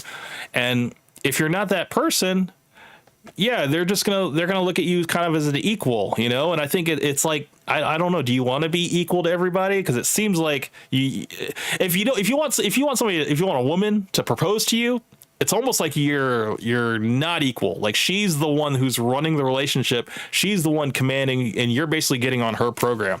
I just don't understand, like, why would you want to take that position? It just seems like it would be, you're just like, you know what? Here's the keys. You can you take over, whether you want to get married or not. I'll say yes, it's fine. You just I don't want to deal with it. Okay, I don't want to deal with all of that. You just handle that, and I'll be along for the ride. It sounds like you're along for the ride. That's what it sounds like. No, that's far from it. And to kind of like bring it back to the equality thing, my ideas on equality are a little like, they're still not fleshed out, but like so far I'm leaning more towards the idea that like I think we should is no, I have to phrase it a certain way because I know that like I'll probably get clipped and clip chimped, and then of course I'll be Cook taken out Betty, of are you context. But listening? Go ahead. I do feel that like there's so much more than just equality. You know, I think that equality it's like it entails so much more than just like the genders, you know, and then doing everything equally. Like every gender, there's certain things that genders can't do, which is what I truly believe. There's certain things that genders can't do. Like for instance, parental leave. If a woman has a baby, she has to be at home nursing the kid. That's something that a Wait, father can't do. So that's The, kind of the like father needs to be home nursing the kid. What are you talking about? no. I'm saying that like parental leave is something that isn't really deemed as equal because a man can't go home and feed the child. They can't like take the child, you know? Only a woman can do that. And so the whole idea of equality kind of falls apart when we're paying the woman who is going home to like take the child and the man has to go to work because he doesn't have that ability to go like No, take the there's child. parental So leave too. It's called parental leave. yeah, but like what I'm saying is that like that idea, just that idea itself, it's not really equal because the man still has to go to work while the woman has to like stay home, you Real know, for men, certain months. Perhaps real men don't the mind father, going back to work, bro. If it means being able to support our wife and child, that's a pressure we don't mind carrying. Okay. Now, I know that might shatter your whole worldview. Like, I think it should be the other way around or something. But what I'm saying is that I think it's one of those things that it's not a struggle for us. Okay, like we want to have that pressure on us. We want to have that dependability on us. It's inherent. Okay, the reason why we're striving and we're yeah, making all this money is so that we can take care of a family. but that's more for like your generation. Like, take a look at Gen Zers. Like Gen Zers, they don't want to work because they already know that the Are you system's saying rigged nobody wants a against them. Like family? they're like, Nobody I'm wants a not. family now? No. That's a whole nother topic. What I'm saying is that like right now we're living in a time where like you could barely make enough money so you can pay the rent or your bills. Like I mean that's why you can go listen to these men. Like I'll even make the video if you don't believe me. Like a lot of men are talking about like I'm not about to work 48 years just so I can make less than what it is like $3 million for minimum wage or the highest pay possible. It's just not worth it. Like even somebody who was making 100 grand a year, if they were making 100 grand a year for 30 years, that's only $3 million that they're making, you know. So it's not worth it. The Gen Zers are seeing this is bullshit, and so now they're like, you know what, man, like we need something more, we need something better that can cater to our lifestyles, something that we want, you Yeah, know. it's very So I selfish, think is that what like it we're living sounds in like. It sounds like, oh, I just need something for me. I don't need something for a family. If I were to be with a woman, then I could just like, I could literally split my income. Like we could find a more sensible place, maybe a little bit bigger for the two of us, and we can split it. Right? Or I can take care of the major bill. She can take care of everything else in terms of like maybe like internet. She has the phone bill or something, and I take care of rent. It's like a lot of people do that. They make things work, but that's the thing. It's like people don't want to make things work. They just like, I need to figure out how to do this on my own. It's like, well, this world isn't set up for you to be on your own. It's not. It just isn't.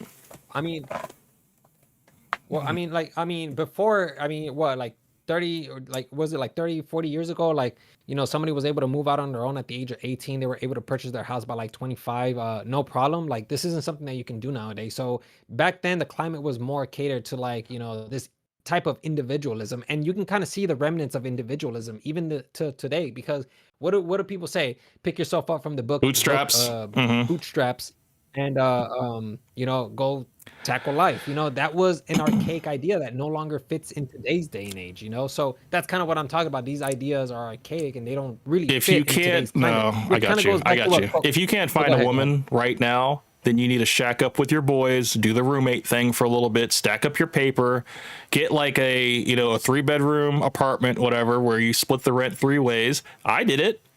I built up my money until, I ended up finding a relationship, and then, our lease was up, and then that's when I was able to, cause I had enough money set aside. But that's what single guys do. You get roommates, and that's what a lot of guys do. You don't have to do it on your own. So, I mean, yeah. you always have that option too. And this whole thing of like, look, if you have 3 guys three guys that are, able-bodied, and they want to just grind together, and they want to, like, stack their paper. They're going to be at a better position than a single guy that's trying to be lone wolf all by himself.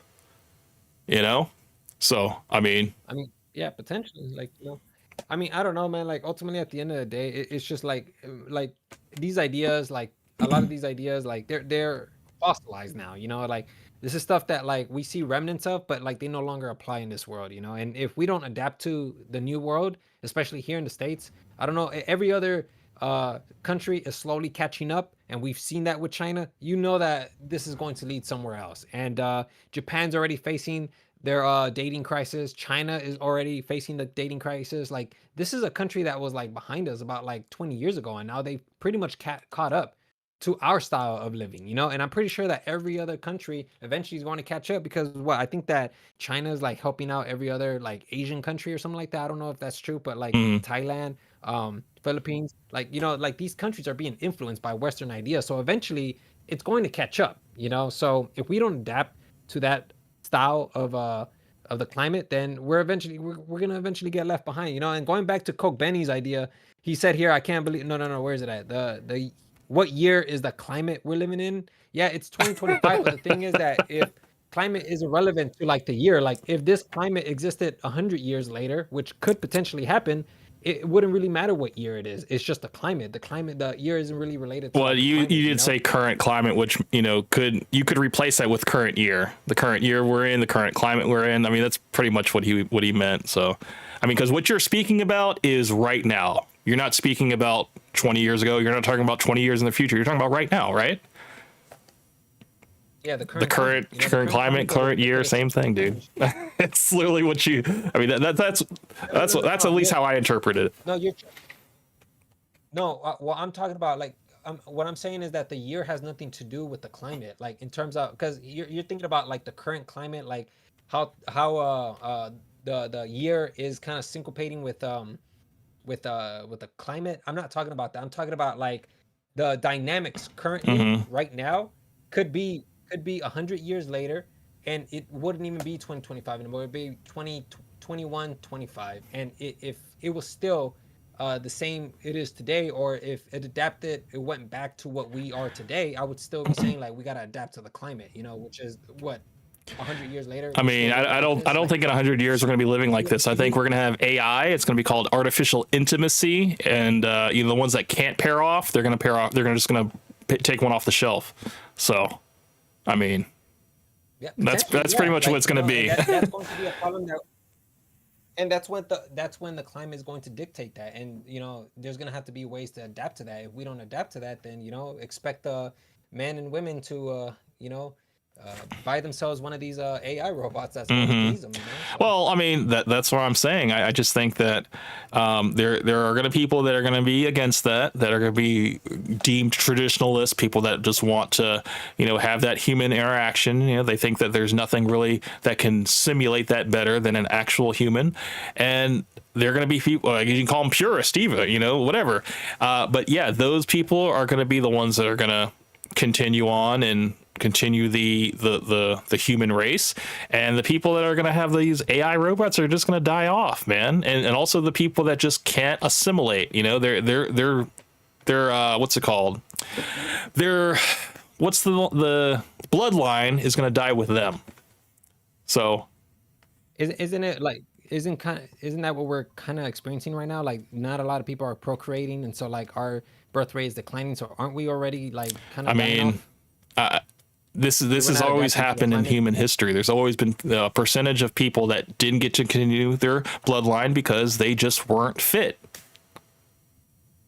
It's just the reality. So then you agree with what I said the entire time, right? Because I mean, like, we don't adapt to the climate, then I said that there's always been a population of people who weren't able to continue their bloodline because they weren't fit to continue their bloodline. They just weren't selected. There's always going to be people that are not going to get selected, okay? And it all comes down to, do you want to be that type of person that doesn't get selected, or do you want to be a person who takes risks, who takes control of their lives and make their life happen for them? And when you take control of your life, you have to what? Adapt to the climate, right? That's what it means. Because if you're using old archaic ideas, then you're not exactly taking control. The climate is going to take control of you since you're not adapting to the climate, right? No, because I think even in the current climate, you can still find diamonds in the rough. Yeah, most definitely. I won't Because there's always going to be about that. there's But always going that's to be people be everywhere. like, yeah, I don't really go to clubs, I just really like to sit at home and read and stuff. I just traditional family, Catholic, probably, know how to cook. I love to cook, and it's just like, there are women out there that are just trying to find. They're just trying to find a good man, but because they got all these boys out here that are just trying to hit it and quit it, get whatever they can. Yeah, it's like, you got to be the change you want to see in the world, man. You got to be the type of guy to attract the woman that you want to have, you know? And you can't do that if you're just sleeping with anything that walks, You can't have these two dualities, whatever. You got to have one way, which is, I'm going to be selective. I'm going to not put myself and spread my seed and possibly get diseases and stuff like that. I'm going to be very, very selective, and I'm going to have very high standards for myself because I know what type of life I want to live. And if I find a woman that fits into that, great. If I don't find her right now, that's fine too. I can just keep building myself up until she does come around. But none of this, like, having a woman propose to you. No, hell no. Just no. No, bro. Come on, man. It's like, what are you working all this? What are you working so hard for if you're just going to be like, I'm just going to let this person take control of my life? Because that's really what it is. It's like you're giving up the steering wheel and letting them steer your life to whatever they want. And it's like, no, man, it needs to be something that you want to do, because ultimately it's you that is in control, whether you like it or not, like that position or not. It is you that is behind the driver wheel, and you have the power to affect all of the change. And that's something that I think a lot of men need to hear, because I think there's just some men that think that, I'm just gonna I don't really have a plan. I'm just gonna just take it day by day, and whatever comes with me, whatever. Like, no, dude, you gotta have goals, man. You gotta have goals. You gotta know what you want to do, and it might take some time to figure it out, but you need to take steps towards figuring that out, because this life that we have is not long at all. You only get to go around one time. Yeah. So do you want to be this type of life where it's just like any situation that you're not happy in, you're silently choosing that life. So whether you think you're choosing it or not, you are. So you have the ability to change it. You don't have to accept anything. All right. All right. Well, That sounds good, or or do you disagree? No, I mean, come on, man. Like, Oh, I you disagree son with of that. a Like, there's bitch. no, there's no way. Like, God damn no it. way, dude. Nah, like, I'm living in a day and age where I have to adapt, and if I don't adapt, I'm gonna get left behind. But I mean, if it works for you, ultimately, like, I don't doubt it, which is why every single time I make a video, I always say, listen, if you want to be a man and you don't want your woman to propose, or if you want to be the one to approach, by all means do it, because that's what makes you a man. Ultimately, at the end of the day, you're empowered based off of the beliefs you have. So if that's what you're going to believe and that empowers you, I'm not going to take that away. By all I means, would keep on doing be it. I would But be these are my embarrassed as arguments. fuck if someone was like, "How'd you two meet?" or "How'd you two get together?" And be like, "Well, she proposed to me on a Ferris wheel." And I said yes, and it was so beautiful because she had music and stuff, and it was really nice. It's like, what? I would feel so. That's I not would. how No, I'm people just saying. meet, I would man. Come be on. so embarrassed to have that story as a man, to be like, yeah, she set the whole thing up. I was completely surprised, and I said yes. It was just like I had, it was just perfect. I'm just like, dude, I just sound like I'm the female in the whole relationship. That's what it sounds like, and it's not very manly. So I don't know.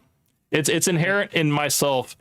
It's in my blood that I have to be in that role of being in control of the relationship, and where it goes. I think it all falls back on me. Like, if I lose my job tomorrow, then yeah, it's the family's in trouble. It's like if my wife loses her job, it's okay. We're gonna be all right. But if I lose my job, it's all over, you know?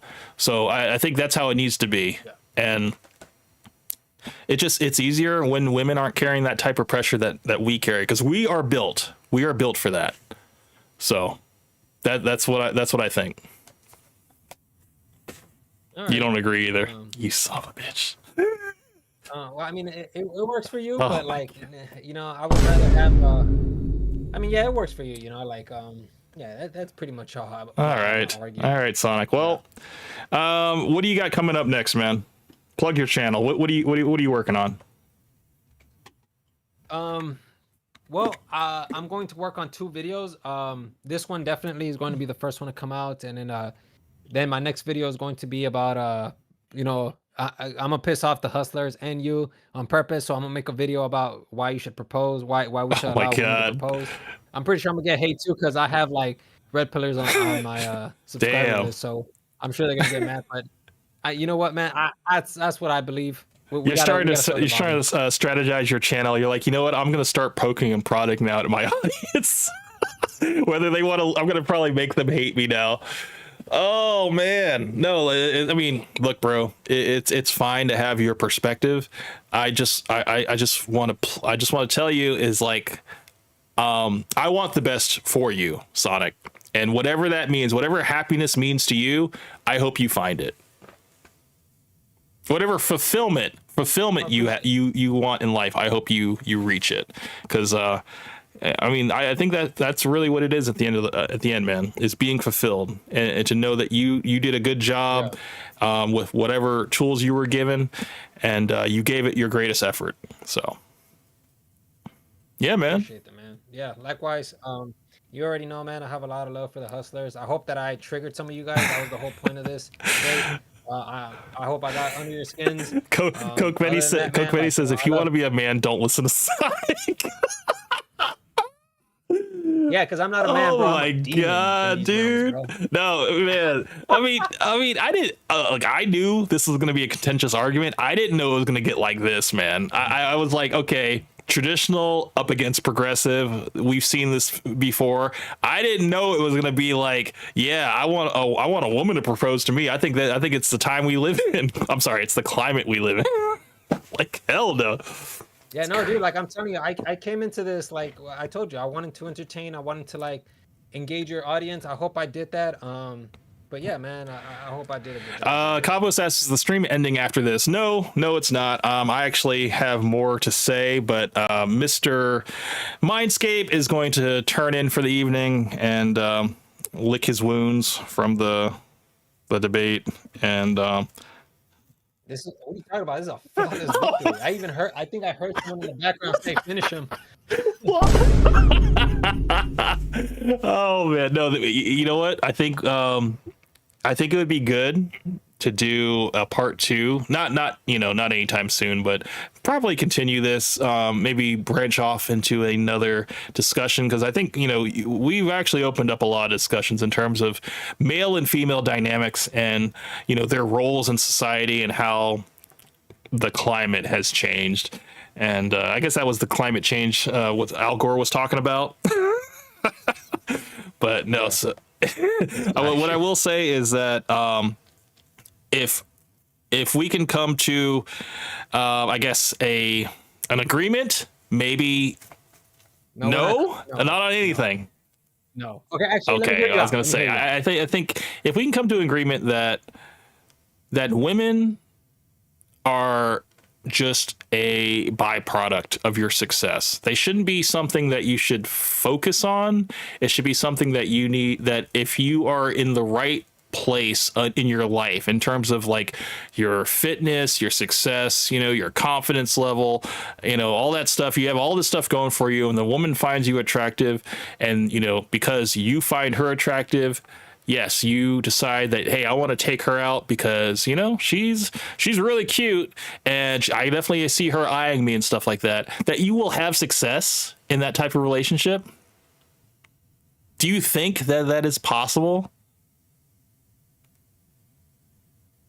Um, God, you're just being contentious just to be contentious. no, it's not even Contrarian, contentious. It's just contrarian.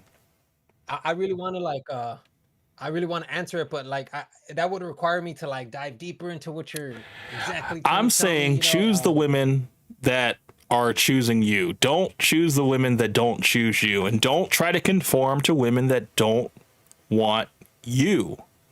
You know, they might like black guys. They might like, Aryan white guys, whatever. You just might not fit the mold of what they want. And you know what? That's not your fault. It's who you are. But there will always be people for other people. There will always be people that like you. There will be people that you like that don't like you. I just think life is a whole lot easier when you just go towards the girls that like you. Yeah, and I mean that's generally true, right? Like, obviously what you consider a 9 or a 10 is not exactly what another person's going to Sure, of consider a 9 course. or a 10. So you kind of want to go for the women that you're most definitely interested in. And obviously, if you can, try your best with the best of your ability and the skills that you've developed, your social skills, try to vet them. Obviously, you're going to have to like endure some pain because you're not always going to be able to predict it correctly. Obviously, if you're starting off, you're probably going to be worse off, but as you interact more with women, you're eventually going to get to the point where you're able to like scope out women that are definitely going to be um that valuable asset to you, where they encourage you depending on your beliefs, where they encourage you or they support you, Yeah, I mean, yeah. I guess communicate. we can Yeah, agree. that I guess we can agree with communication that. is key. I think I've said that for a long time ago. As long as you ask the right questions, you don't necessarily have to ask the body count, but you can ask the right questions to, vet a girl properly. And, the thing is, you don't have to accept everything. There's just sometimes there's just too many red flags that's just too much to accept. And I think that comes with being a man. It's the difference between a man and a boy. A boy will just hump anything that walks. A man will be a little bit more selective. All right. Alrighty then. Well, we came to an agreement for I a think you're bit. just conceding just to concede, but it's fine. It was a good chat, a good debate, and I appreciate the hustlers for coming out. If you guys want to stay on, I'm still going to be on for probably another 2 hours. Well, no, what was it? 1 hour, and then yeah, we can close it out. But yeah, Sonic, I appreciate you coming out, man, hanging out with me. Thank you guys, man. Yep. Thank you guys for I having look me. forward to I your I appreciate look it, forward man. to your We next video, definitely brother. do. All right, take care, Likewise. brother. Thank you. Peace. All right.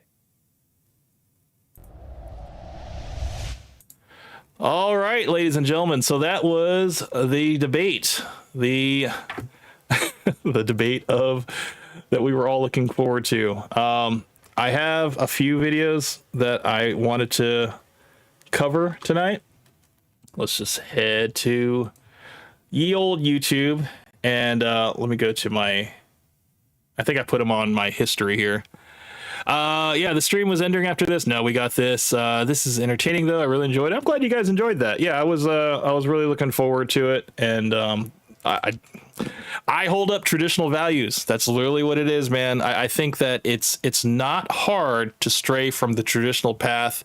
I do understand that there are some bad apples. There's some bad actors out there that will be the kind of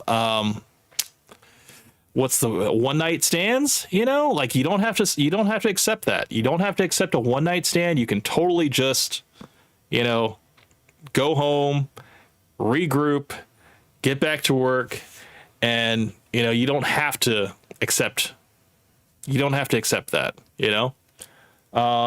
What did Sonic say? Sonic came back. He says, I forgot to say thank you for all the hustlers. Thank you guys for having me and having patience with me. Yeah, it was I think it was a good debate. It was very entertaining for me, so I thought it was pretty funny. Fattest Pig says, I think the debate beats the Tucker Carlson Ted Cruz debate. I didn't see that. I might have to check that one out. What did they debate about? Did they debate about anything topical? Tucker Carlson, Ted Cruz. I might have to check that one out. Oh yeah, my Instagram was deleted for some reason. I was wondering why it said Instagram user. I was wondering. I saw that we still had our conversations, but it said that as far as like you can no longer receive messages. So yeah, I was wondering, I was like, Coke Benny, what did you do? What did you do? Did you get banned or something? Oh man, I bet somebody probably like mass reported you, man, because they're just like, yo, this guy's a hater, bro, a straight hater. And because I know, yeah, I know what that's all like. Let's go back to the video history, because I saw a video. Where was it? It was, where was it? Oh yeah, this one. Fresh makes 2 girls uncomfortable. This is a funny ass fucking video. You guys enjoy this one. Oh, hold on. Hold on, let's rewind it. We got to hear Myron speak. This is great. The statements and content included in this video are jokes. This is a video by Khalil Zaween. Shout out to you, sir. You make funny ass fresh videos. Entertainment purposes only. They should not be taken literally and do not reflect the actual beliefs or personal views of those depicted or involved with this production. Cookmay says, I still got Reddit. Hey man, that's all you need, brother. It's like, we always have Reddit. It will be all good. As long as I can still contact you, man, we're good. Think about this, right? So guys, today we got Walter the Goomba being an absolute weirdo around. Okay, so the thing about this video is that Fresh has said that he has slept with over 1,000 women. Okay, so why does he still act awkward around women? It seems that he would be smooth, right? But he's not. He still acts like he's a virgin around women because he's only used to paying for box. Okay, when you pay for box, there's kind of an expectation that, yeah, we're going to smash. So it doesn't matter how I act. Women are just going to be like, look, I'm just going to get your money at the end of this. It doesn't matter. Okay. You're still a loser to them at the end of the day. But when it comes to normal women, Fresh has zero game whatsoever. No, the only women Fresh knows how to deal with are hookers. He does not know how to deal with regular women that don't sell their body. When Fresh is around women he's not paying, oh, the Goomba does not know what to do. He is confused. He is lost. He doesn't know what to do, man. He is weird as around women he's not paying. But when he's around hookers, all of a sudden Fresh turns into the charming Goomba. He knows exactly what to do and what to say when he's around hookers. He's the man when he's around hookers because he knows it doesn't matter what he does, he's still gonna get laid. When Fresh is around prostitutes, he is the most confident man on earth. Look at this shirt. Baby Milo, Dragon Ball Z. This is like some, like, man, this guy, for him to being Fresh, he dresses like a fucking nerd, bro. And he always got those goddamn sunglasses because it's all about building the mystery, guys. It's all about that shit. Barely stutters when he's around prostitutes. He has zero anxiety when he's around prostitutes. But the moment you put a regular girl around Fresh, he comes back to his true self. And his true self is a 32-year-old virgin, man. How can a guy with 1,000 bodies, more than 1,000 bodies, act like a virgin around girls? It makes no sense. Speaking of numbers, your body count. God damn. I saw a clip. You said it was like over 1,000. Yeah, so back in the day, I made a point to say that because I wanted to get clicks, go a little more viral. But looking back on it, it's not the best thing you want to push out there, right? And to be honest, bro, I think the experience taught me a lot about dating itself and women. That's why, like, we say, oh, Fresh, you're pushover. No, it's that I don't care. The more women I've been with and what I've learned is like, dude, this right here has taught me that, like, I don't have to give a shit. This is not my girl. So why am I gonna give so much energy and thought to it because it's not my girl? So that, and then just being like experienced with, with dating, I think is a blessing in a way. Yeah. But still to survive this long is a blessing too. Did you guys just hear what this ugly lion Goomba with his sunglasses on, thinking it's cool, just said? Think about this. Having 1,000 bodies taught me a lot on some level. It told me if you're not my girl, I don't give a fuck about you because I'm Fresh. Ultimately, I have 1,000 bodies and I know how to act around women. We're about to expose this. This is I would say that Fresh probably he fits the archetype of a guy who's always he's never gonna actually be with anybody like long term. It's only gonna be hookers and whores from this way out, and it's going to come to a point where he's probably going to end up getting a disease, get another hooker pregnant, and it's going to be the same rinse and repeat, like, hey, you got to get this abortion because I'm not ready to be a father, and then he just stays single, and he just does this thing. It's just an endless loop, and It's like, what is it for? You know, it's because he doesn't want to grow up. He doesn't want to be tied down to anything, and it's not very manly, in my opinion. I think it's actually it's the opposite. It's a guy that doesn't want to grow up. Because he acts like an absolute virgin when he's around women he's not paying. I promise you guys, his body count is a lie. And if it's true, they're all hookers. Every single one of those bodies are hookers. So in this episode right here, Fresh and Zherka brought these two whores. They're not prostitutes, but they are definitely whores. And both of them were into Zherka. None of them were into Fresh. I mean, what girl on earth is into this ugly Goomba? No girl on earth is capable of getting wet for this Barbados animal. Like, it's impossible. So yeah, both of them were into Zherka, but Zherka wanted to be the good guy. He wanted to wingman Fresh. And he made a mistake by doing that, because Fresh did not know what to do. He was so nervous. Okay, I have a question for you. Okay. Truth, are you dating somebody right now? God dang it. Really? I'm just kidding. No.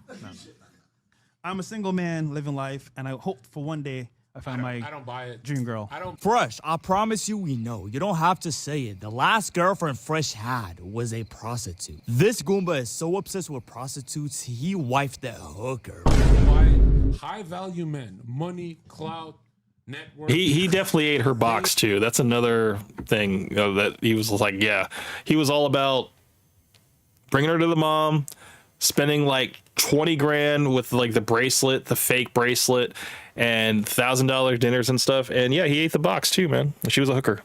So it is what it is. They are never ever alone. They're lying so hard. Nigga, what are you saying? You have to have one girl in your rotation. No. But she means like dating, like seriously. Oh, right. Like No, just show her no, face. just like dating in general. Are Are you you like cuddling talking with to She's somebody? saying, do you have a secret woman? Are you talking to somebody right now? Right now, focus on streaming. That's my main goal right now. I did a 4-hour stream earlier with the fellas talking about Freemasonry. then grab her So tits. you're If you don't have a 100% girl, single. grab her tits. If you don't have a girl, you'll grab their tits on Yeah, camera. I agree. If you don't Do have a it. girl, you'll Get grab up my and grab her tits. tits, I or you're a agree. fucking liar. This nigga Zherka, bro. Chat, one in the chat if you need him to do it. Fresh, it's your house. The laws don't work here. It's your house. Well, can he ask me if he can? Oh no, he's not allowed These to are touch you. daddy's He's not tits. allowed. Yeah, he's not allowed. To Oh, touch you. those tits. Yeah, he's Fresh. What a virgin. Those are mine. Anyhow, there you go. Wow, this is the first time you've been single in a long time, Fresh. Hey, you know what's funny? Where's that book, Bill? The Stone Bunny Killer? Where's that book? Because I would always see Fresh with like some girl in your G wagon, always, and then this year not so much. Yeah, this year I've been working, bro. Grinding.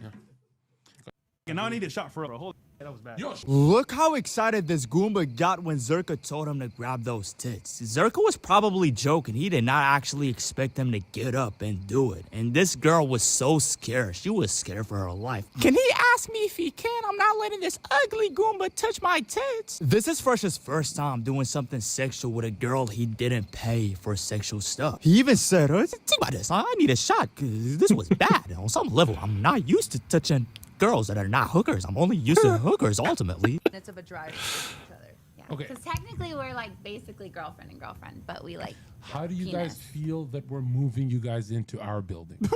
You guys better come to. No, because I'm such a weird guy. I'm not even joking. I'm such a weird guy.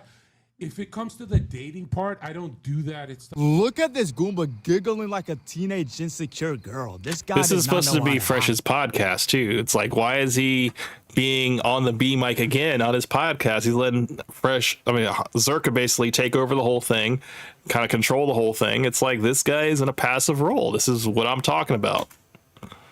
I'm telling you guys. for some reason, the nights that I put in a lot of energy in getting her, that's the night my doesn't work. That's, you know what I mean? It's okay. I'll speak to him and I'll get him up. Yo, what the hell? Yo, Fresh. Okay, you girls have game. You girls have. Now it's good. This side Chat, wasn't working. if you haven't watched the last 4 Got it. Fresh and Fit episodes, compare those girls to these girls. Like, it's fucking night and day difference. You women are in your feminine. Ooh. Holy shit, I'm cringing right now, man. Sometimes I really hate making these videos, but at least I'm not the only one seeing this. Look how happy this Goomba is to go fix her headphones, man. Think about this. On some level, if I fix her headphones, she ultimately will let me smash. He's out here rubbing his hands like he did something, bro. Why you rubbing your hands, you ugly Goomba, bro? You didn't do nothing. Just I sit your absolutely love ass the hate that this man has for Fresh. It's so great. It's like dialed to 11, and it's so goddamn entertaining. I love it. Damn. Now, here's the funniest part. Fresh asked his crush that he's hoping is gonna smash for free that night, what's her type? And he was obviously looking for the right answer. He wanted her to describe him. Because the Goomba is so delusional, he thought she was into him. Think about this. If she let me touch her tits, on some level, she likes me. But her answer was not what the Goomba expected. It broke his heart. He was very silent after she answered. Okay, let's go. Hold on, I'm curious though. What is your type, Kendra? I like a guy that's really funny. Like my biggest crush right now is actually Shane Gillis. So if you're watching this, DM me. Who is that? Who's that? Who the hell is that? Who's that? Shane Gillis? Yeah. You don't got it. How do you guys not know Shane Why Gillis? does that sound so familiar? Yeah, Why is he's that so? like he's on that show Tires. He's actually coming to Florida soon. We're gonna go see him. No, you're If not. you're number one fan, who that please is. talk to Wait, me. Google Shane. Why is this? Is this a YouTuber? You don't know who it is, really? No, I probably Okay, I'll do. I show probably you. do. I just- Bill, pull him up. Shane Gillis? It's SHANE space GILL. Pull him up. Yeah, pull him up. Yeah. That's like my biggest. I don't care about looks though. I love Let me see, let me see. personality. Am I better? Am I better? Let's see. Let's He's see. a Zerka. baller? No. Don't put no basketball playing. Aw, Fresh. She likes. She's not caring about looks, which is good for Fresh, but she also likes personality, which is bad for Fresh. So that's a unfortunate for you, sir. Oh, This dude is funny as hell. I love a Yeah. funny guy. You will laugh my panties right off. Will you approach him? Will you talk to him? If I see somebody I want, I Aw, And what's your success rate? this music. It's great. Well, actually, it's always been 100%. but Aw. just recently it got down one. So. Oh, think about this. I look way better than him. Why would she choose him on some level? I'm supposed to be the one. She's her type. Guys, let's be real. Not on no gay shit. This guy, Shane Gillis, looks way better than Fresh. Not on no gay shit. Fresh is an ugly Goomba, bro. You're not supposed to talk about looks, Fresh. Like, don't ever call somebody ugly when you look like this. You actually look like a Goomba, bro. Like you do. Fresh should never bring up somebody's looks. Never. Never. You've never Wait, you've grabbed never grabbed tits somebody's titties on and me. this? I've never even been kissed on a podcast. Wait, what the hell am is I going special? on? We're being Am I infiltrated. special? We're being of infiltrated. course. We're all Am special. I? Am We're I all special to you? Of But course, we're why all did special you tonight. grab her tits like they weren't special? Go do it again. No, but Show I'm us- asking, am I special to you? Of course. Fresh is such a Everybody simp, dude. It's so obvious. Me specific. I'm not talking about everybody. She's talking about one person, Fresh. Listen. The tits were amazing. So yeah, Yeah. there you go. Thank you. Okay. Look at Fresh trying his hardest and I sound like a simp. But we're all special. In his head, he's thinking, if I say yes, on some level, everyone will think I'm a simp, and I'm not a simp, ultimately. Okay. The truth. Is it true that you want to grab Fresh down there? And if it is, the dare is activated. You have Like to this? grab that shit. Don't be afraid. Wait, grab stand that. up? Yo, stand up. Stand up. What are you afraid? She's just Should gonna I grab grab him on Fresh is a passive person, obviously. He is he would let a woman propose to him, he would let a woman peg him, he would let a woman do a lot of stuff to him because he's in that passive role. He'll just let it happen. Like break the law type shit. Wow, this show has got content. All right, yo. So much content. W stream. We gonna end that shit there, nigga. Oh, nigga, we done? Oh my god. What a virgin. I gotta ask, since I wasn't coming to this show, what were you gonna do with the girls, Bro, I don't know what I need. He had no plan at all, just fly by the seat of his pants. He didn't know what he was gonna do. I know, but it worked out. You know what I'm saying? It worked out perfectly. Fresh is so happy Zerka's talking to this girl for him. The same way Fresh needs co-hosts to do the talking. That's for him literally on what I just said. He needs people to do the talking for him to girls, because whenever he's by himself, he scares the hoes away, and we know it. That's why he pays for hookers. I appreciate you guys for watching. Man, shout like out the video. to Khalil Zaween, man. He always makes funny fucking Fresh videos, dude. And yeah, I absolutely love watching that shit. I do have one that I wanted to talk about. Progressive men going traditional. Let me see if I find it. What it means to be a man. I think I was trying to think where I found that video. Was it this one? Yeah, this one is, I think, in like 8 minutes. Let's listen to it. Saying that so-called traditional masculinity not only is harmful, but I want to keep it like in the theme of the video. So this was something that I came across upon my research, and I think it's worth sharing to you guys. Sexual harassment. And the main thrust is that traditional masculinity, which you are the great defender of, That's called by the being way, a man, by the Mark way. Guys kill themselves at a much higher rate than females do. That sucks. What it means to be a man. As a teen, I thought perhaps me losing my virginity, having my first shave, or conquering a village would mean I've arrived at manhood. And although some of these things brought me intense joy, I was wrong. If you're a woman listening to this, you truly don't know the pain of being a young man and having a woman look you in the eyes and demand that you man up. My ex-girlfriend told me that before we broke up, and at the time, I had no idea what she meant.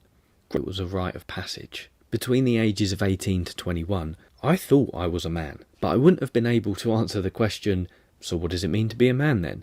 Because I hadn't been through a breakup yet.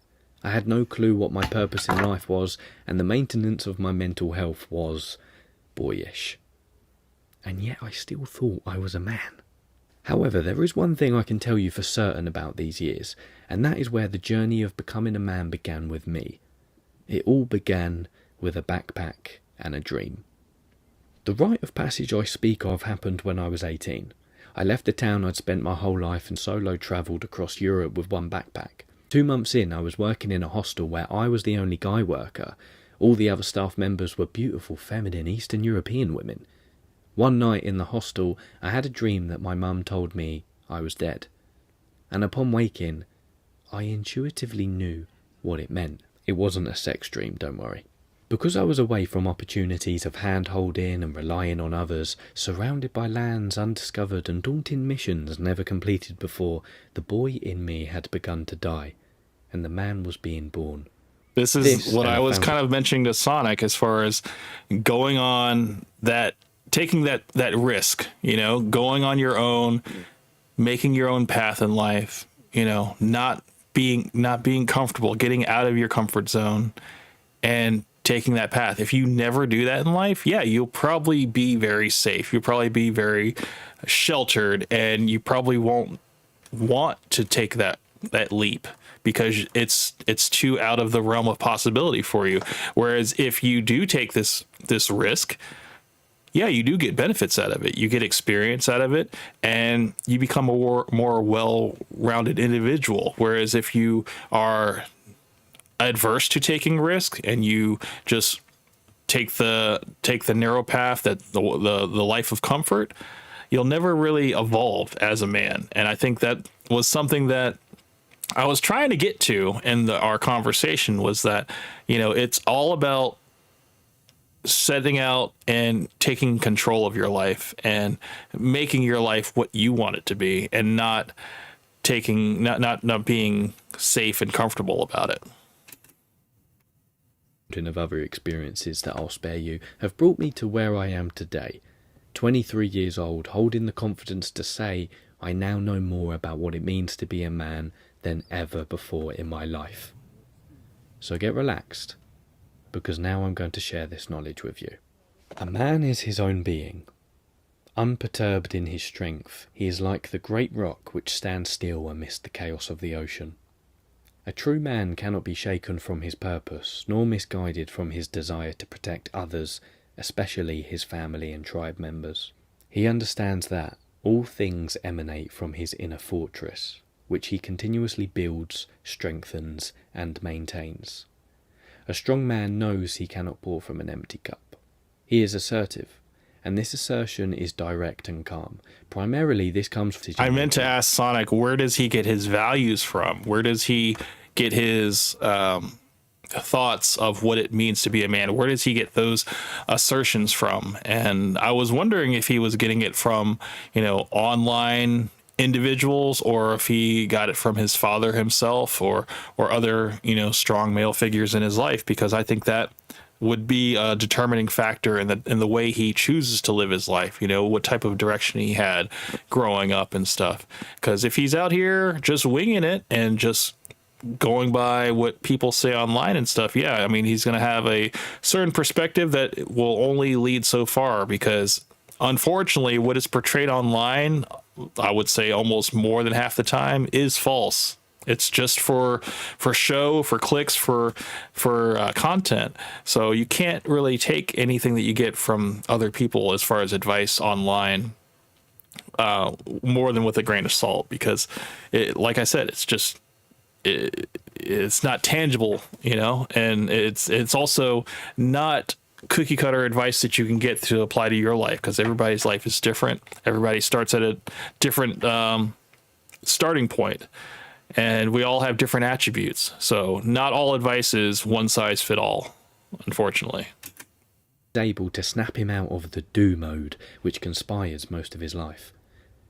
She loves him and is loyal to him because the great man doesn't believe in an impossible love.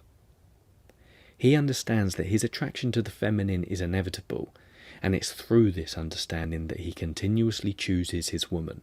He does not settle for cheap sex, nor does he invite lustful temptation into his heart. And when he hears the call of the sirens, he takes a full breath and continues rowing. That's what I was saying earlier, man. It's like you don't have to settle for the girl at the bar, or the girl that's been with a bunch of guys, that just wants to approach you. Because again, it was really keen what David said earlier, was that if a woman approaches a man, it almost seems desperate. It's kind of a turnoff, at least for me and a lot of other guys kind of think that way, that we don't want a girl to approach us. We want to be the one to do that. We also don't want a woman to propose to us. That's completely out of the question, because that's really us releasing our control and our power in the relationship. And it's just not the natural order of things. It's completely out of whack.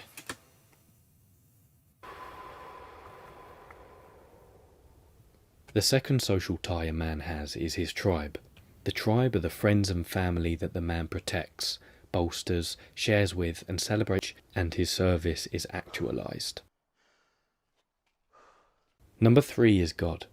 What distinguishes the average man from the great man is that the great man is guided by the Creator, Giver, and Destroyer. In awe of God, the great man walks humbly, and he allows God to act through him. It is through this that the great man gets out of his own way, and allows the work of God, the man's purpose, to be his gift to the world.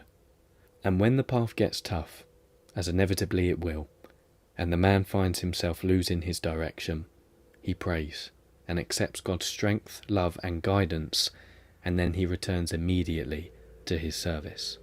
In essence, the great man respects the 5 core tenets of action: unflinching presence and an open heart in each moment, consistent discipline with himself, courageous action with fortune, childlike playfulness with everyone, abundant love and fullness with his tribe.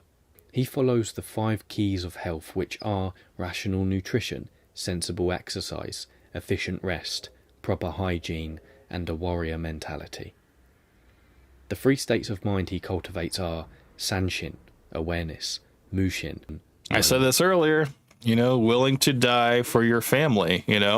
When you have that purpose in life, it becomes very easy to give up your life for that, because whether it's in service or in actual sacrifice itself, You know, you actually have a reason to live because you have people that you are trying to protect, you know, the people that you hold above yourself. I think when you don't have that, then yeah, you're going to have kind of this selfish mentality until you open yourself up to other people and you're not about just the sole purpose of life. You know, you want to be a part of other people's life, and you also want to have other people depend on you because you are the driving force in their life. All of us to want to have that and to not lead a mediocre life. And you can't let the opinions of other people and what I guess other people's ideals and stuff influence your own ideals. You know, even though me and Sonic couldn't come to an agreement on what masculinity is, what it means to be a man, it seems a lot of his stuff is external in terms of like modifying his manhood to conform with what the world is, whereas it's more internal. From what I believe is that you need to modify yourself so that the world can conform to you. So that's kind of the main difference between me and Sonic, at least in what we think. Let's see. I think there's one more thing I wanted to show you guys. What is it? Honor. What is honor? I think it was this one. Oh, wait. Yeah, I think it was this one here. Mr. Joshua Graham teaches you how to be a man. I think the hardest question a man will ever ask themselves is, what do I do with my life? And before we can even ask that question truthfully, we must first become men. But what is a man? Is it the cigar-smoking, womanizing lone wolf who doesn't take no for an answer? Is it the soft man who turns the other cheek? Is it doing one habit over another? Is it physicality? Is it violence? Is it power? I say, find out for yourself what it means to you. Only you can walk that path, and all facts or statements on what a man is really an opinion. One point that this video has made, the propensity to violence, you know, the ones that basically being able to resort to violence in order to defend the ones that you love. I wonder if Sonic would have it in him to violently protect somebody, you know, if it really came down to it. I know that if anything happened to my wife or my children and stuff, I would do whatever I could to protect them. And if that means resorting to violence, it's something that is like not even it's a no-brainer, you know, but it's automatic. It's one thing that I don't even have to think about. But I don't know. I would have to ask Sonic if that was something that he would struggle with, or if he would be like, she can defend herself. I don't know. I could kind of see him saying that. I think she's got it. Whereas like, no, I think you need to be there to step up for her. Compared to previous times in history, where what made a man was more well-defined. We live in a world that doesn't really care for Lol, isn't Joshua Graham from Fallout New Vegas? I don't know. If he is, I guess so.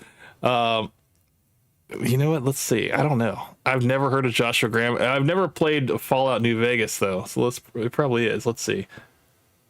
I'm just going to read this, maybe.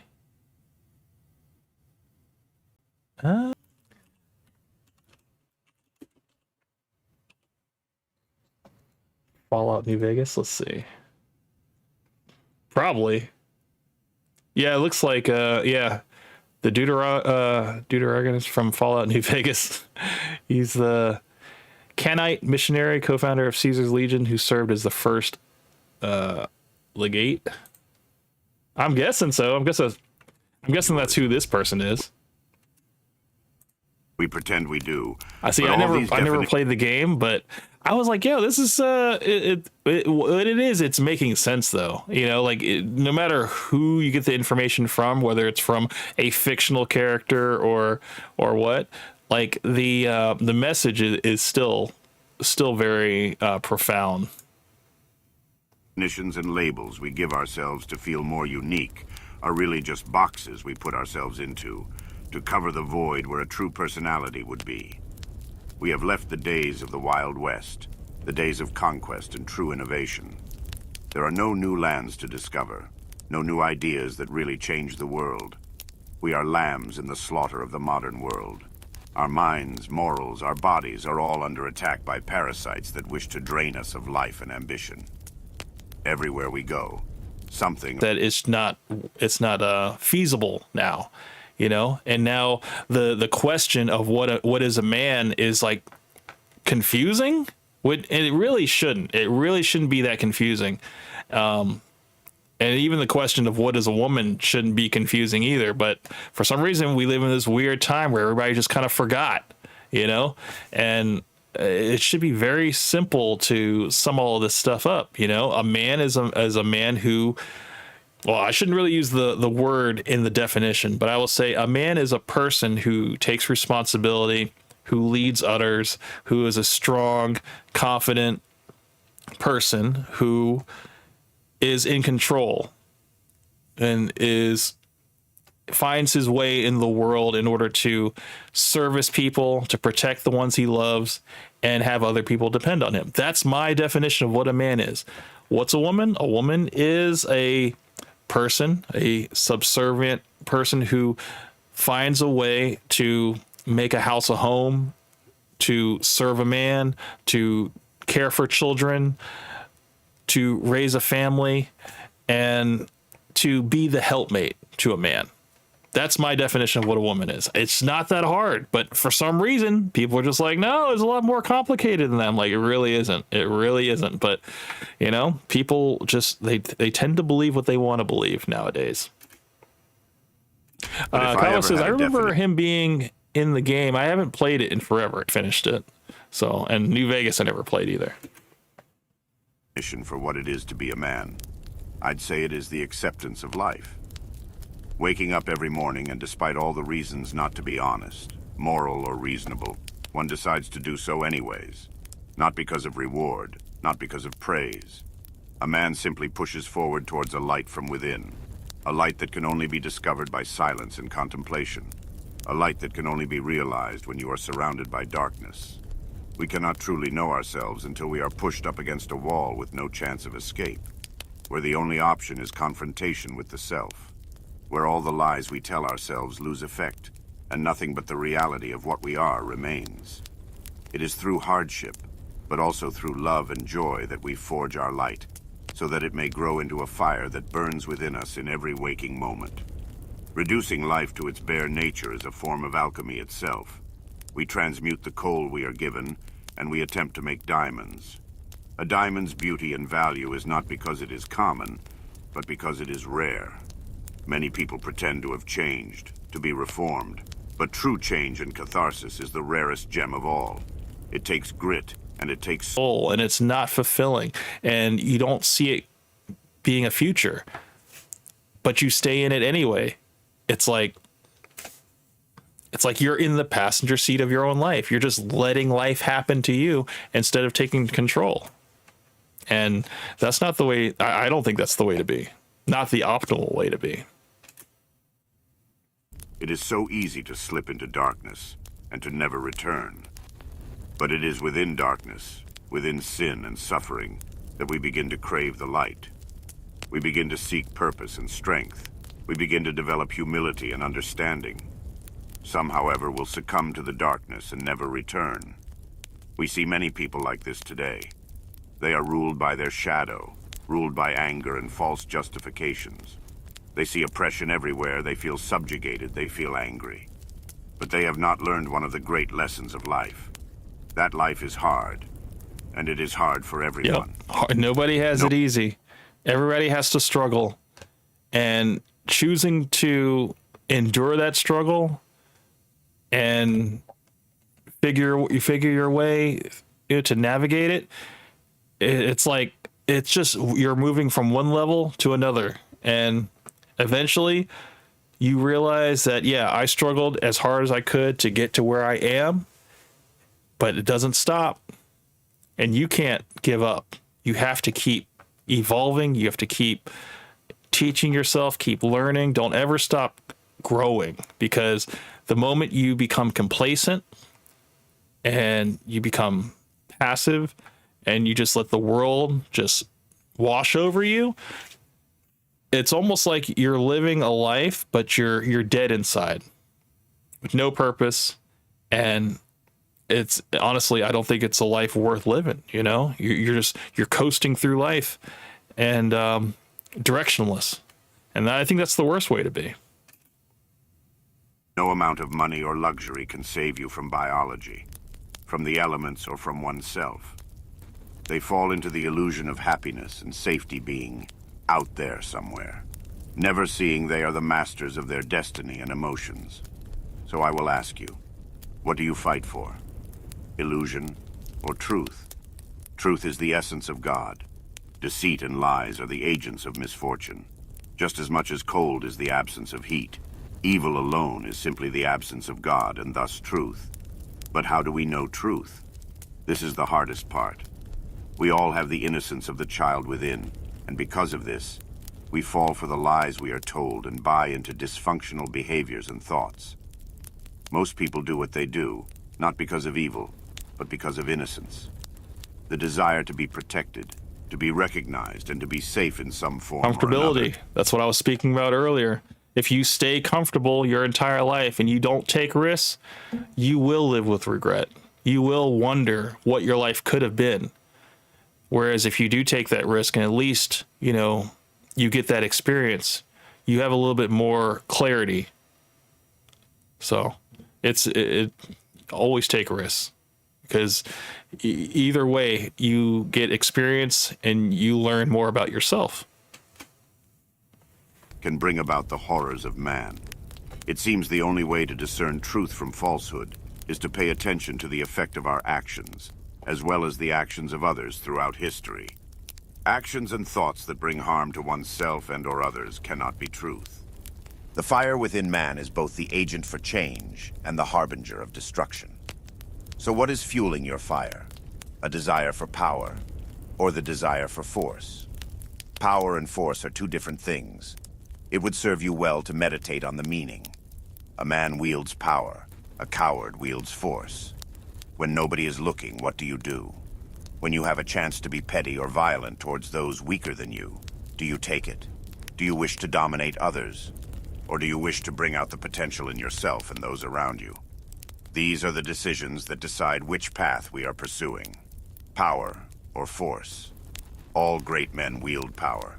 A power of character that is unmistakable when in the presence of. A person whose fingers are grazing the infinite. And a mind that flows with the rivers of time. Modern movies and music would convince you that a man is someone who hates and dominates, who seeks wealth of material above all else. Have you ever asked why? The war of our time is not one of nations or races, but of the spirit and the direction of human consciousness. It's not hard to see that some actions and feelings are higher and stronger than others. Joy is stronger than grief, and even anger is higher than shame. With an increase in the state of consciousness, we see that certain behaviors and feelings are more in line with truth, in line with progress, and in line with God. We live in a world that's consciousness is living in anger, envy, and guilt, and we can see the results of such levels of consciousness. This is why your attention is always needed, your outrage and opinion. Why sexuality is dangled in your face, violence and desire, choices and endless choices that don't really matter. Because if you are always wanting, always competing, and always pointing the finger elsewhere, you can never look within. How many of us are living in hell right now, residing in fear and hatred, wants that cannot be and desires that torture our minds? This kind of mindset is beneficial to our controllers, to be distracted with the illusion of political parties and race and gender. The hidden hand wishes for our complete enslavement to the material world and its traps. Love is the only way out. Love is not just platonic. Love is attention and focus. And many people do not realize how much love there really is. There's motivation in love. It's the reason why I get up every day, because the love that I have for my family. You know, it gives me that purpose, that duty to wake up and just strive. Whereas, you know, if you don't have that, your motivation is to money. It's replaced with something else, something that is tangible, something that is self-serving. But it's when you start serving something else, when you start protecting something else and you have a purpose for something else and it's bigger than yourself, that's when your life takes off and it takes on a whole new meaning. With the right mind, we can see love in many things. If our minds and hearts are open, we can see that a box made with love gives off an unmistakable energy, whereas something made robotically will lack this. All things give forth an intense aliveness, but those made and cared for with love give off an unmistakable aura. We have all felt the love of a pet, the kind words of a stranger, or the caring touch of another. It is in those moments we feel at peace and feel the force that is love, that is God. It is never separate from you. It is always within. These words are not meant, however, to deflect from our current reality. We must learn to defend ourselves in idea and in body. We must try and protect those that cannot protect themselves. Because in the end, you may abandon your body, but you must not abandon your honor. These concepts are abstract, of course, but when felt they are more real and transcendent than reality itself. If we do not stick to our word and honor ourselves and our convictions, we are nothing but beasts. If we do not protect those weaker or show mercy, how can we truly be strong? We live in a time where we are pushed to think like animals but expected to act as humans. I say accept you are both, but live for the latter. Shame and guilt are tools of the ego. Even when you blame and put yourself down, you are really juicing your ego and the illusion it provides. They did this, they did that, I am right, and they are wrong. All of this gives us a kick of sorts. Part of the process of becoming a man is to stop feeling bad for yourself. Look for the lesson and stop blaming others as though it will change Accountability. anything. Take accountability for any mistake that you make. I think that's another thing. So there's another core tenet of being a man, and is taking that self-accountability and understanding that where you are in this life is no one else's fault but your own. And it's all of your decisions leading up to this point that has you here. And as long as you can understand that there's nobody else to blame, I think it's a lot easier to live your life. It is childish and self-defeating. Even if every desire you ever had was satisfied, every wish granted, you would still be left wanting. True satisfaction is not possible in this world. Instead of feeling sorry for yourself, accept the role you have here and do your best. When do we stop and take time to look at a tree? Look into the sky and feel the sun. How much do we stop all distractions and just be with the moment we are in? These things are the genius of a child and those who are among the dying. Acceptance of the present and the acknowledgement of the eternal moment. So I dare you to find out what you are through trial and error, joy and pain. Be fluid, be open of heart and mind. Protect what cannot protect itself and be a servant of truth. All it takes is intention and small steps every day. You don't need to change the world or leave a legacy. You don't need to be rich or be feared by others. You don't need to be big or strong. You only need the fire, one that will push through all darkness and one that warms the hearts of those around you. Like a moth to a flame, purpose will find you. Happiness, joy, and love are all within you. They do not need to be found. So don't worry so much. Dream up a good life and enjoy the process. It may seem hard, but I know you can do it. Yeah, it's not the destination, it's the journey. It's the people that you meet and the people that care for you and the ones that depend on you that really truly makes the difference in the world. And, we find our purpose in that. And we can all learn from one another.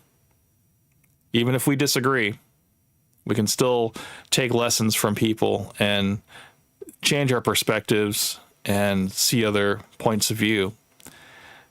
And, one thing about being a man is not being so arrogant that you can't take in new information. It's fine to have your core beliefs, but it's good to be challenged too.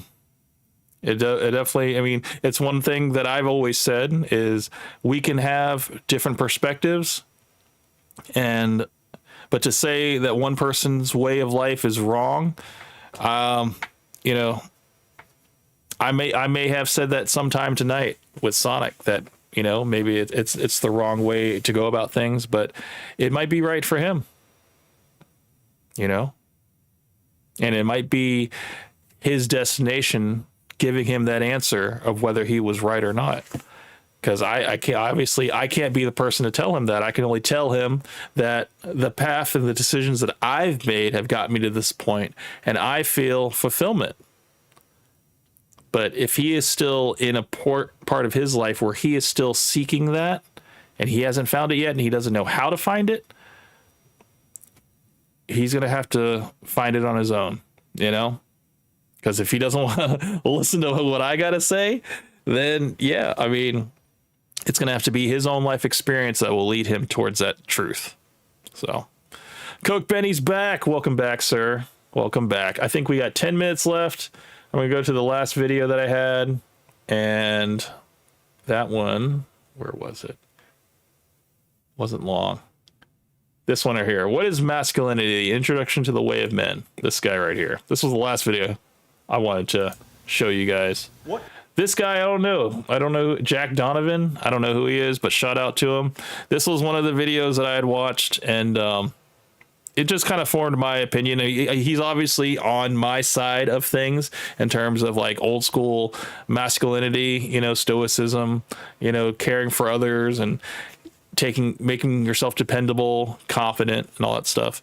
But yeah, let's hear what he has to say, and it was just kind of reinforce my point. Is masculine. People seem to know it when they see it. They sense it. They react to it.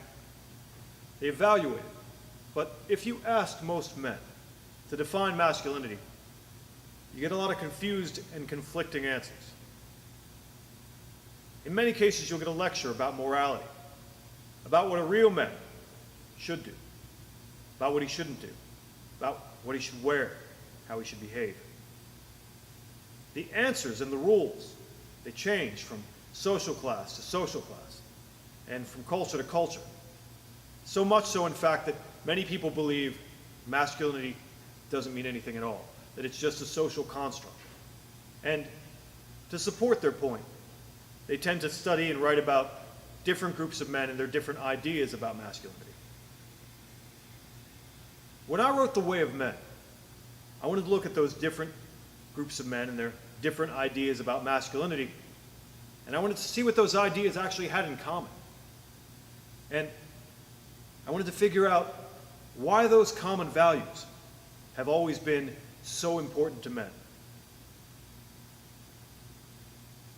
If you asked most men throughout history and around the world for a list of qualities that they'd associate with masculinity, the vast majority of them would agree that a man should be strong, courageous, competent, and honorable. Those are what I call the 4 tactical virtues: strength, courage, mastery, and honor. They are the qualities that men would want from each other, that they would need from each other, that they would demand from each other in a survival scenario. Just imagine that the building you're in right now is surrounded by zombies. Aren't those the qualities you'd want in the men who are on your side? I just want you guys to imagine Sonic in a zombie scenario. What role would he take on? I would like to ask him that question if he is somehow still listening to this stream. I would like to know, what would you do in a zombie scenario? I mean, I know that I would be part of the foragers, the ones going out to, forage and try to get supplies, be one of the runners and stuff like that, to go out, kill zombies, get supplies, come back. I'd be one of those people, and always keep my head on a swivel. I'd be that type of person. That's how I would contribute. I'm interested to know what type of role that Sonic would do in a zombie situation. It's pretty straightforward, like picking a sports team. Now, strength, courage, mastery, and honor, They're not exclusive to men. But it has always been more important for men to have those qualities. We evolved in a far more dangerous world. For tens of thousands of years, it was our job, the first job of men. Coach Ray says he would let the girl take the lead and tip them after he eats the girl.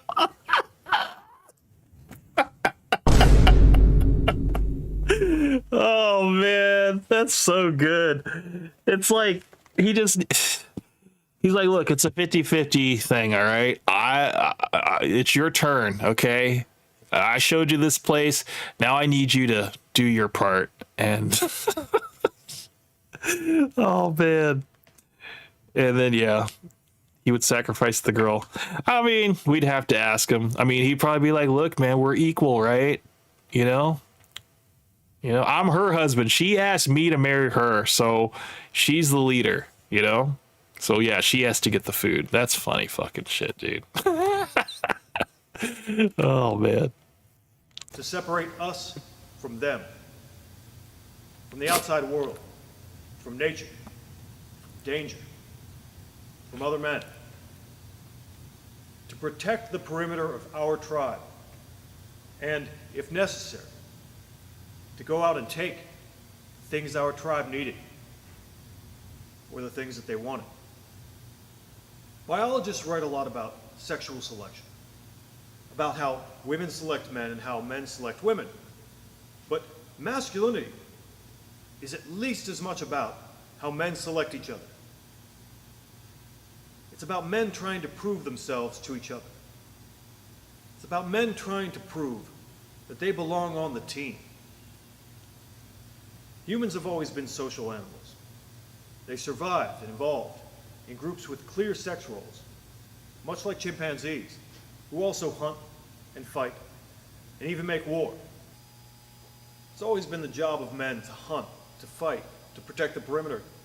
Men who weren't strong enough, courageous enough, competent enough, men who didn't care what other men thought of them.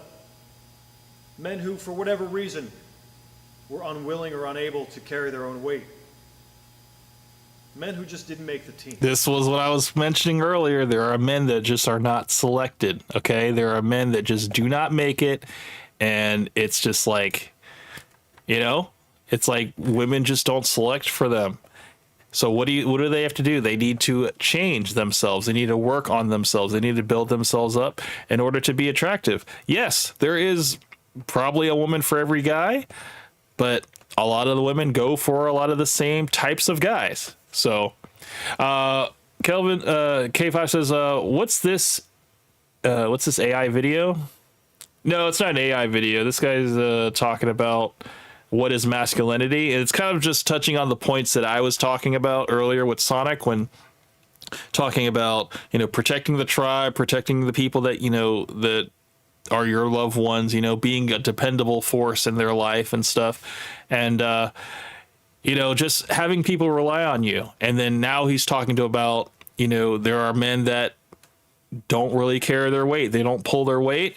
And these are the ones that don't get to have their legacy. They don't get to become selected from, you know, the females in the tribe. So they don't get to continue their bloodline, which was another thing I was talking about. It's like, yeah, the dating scene is what it is.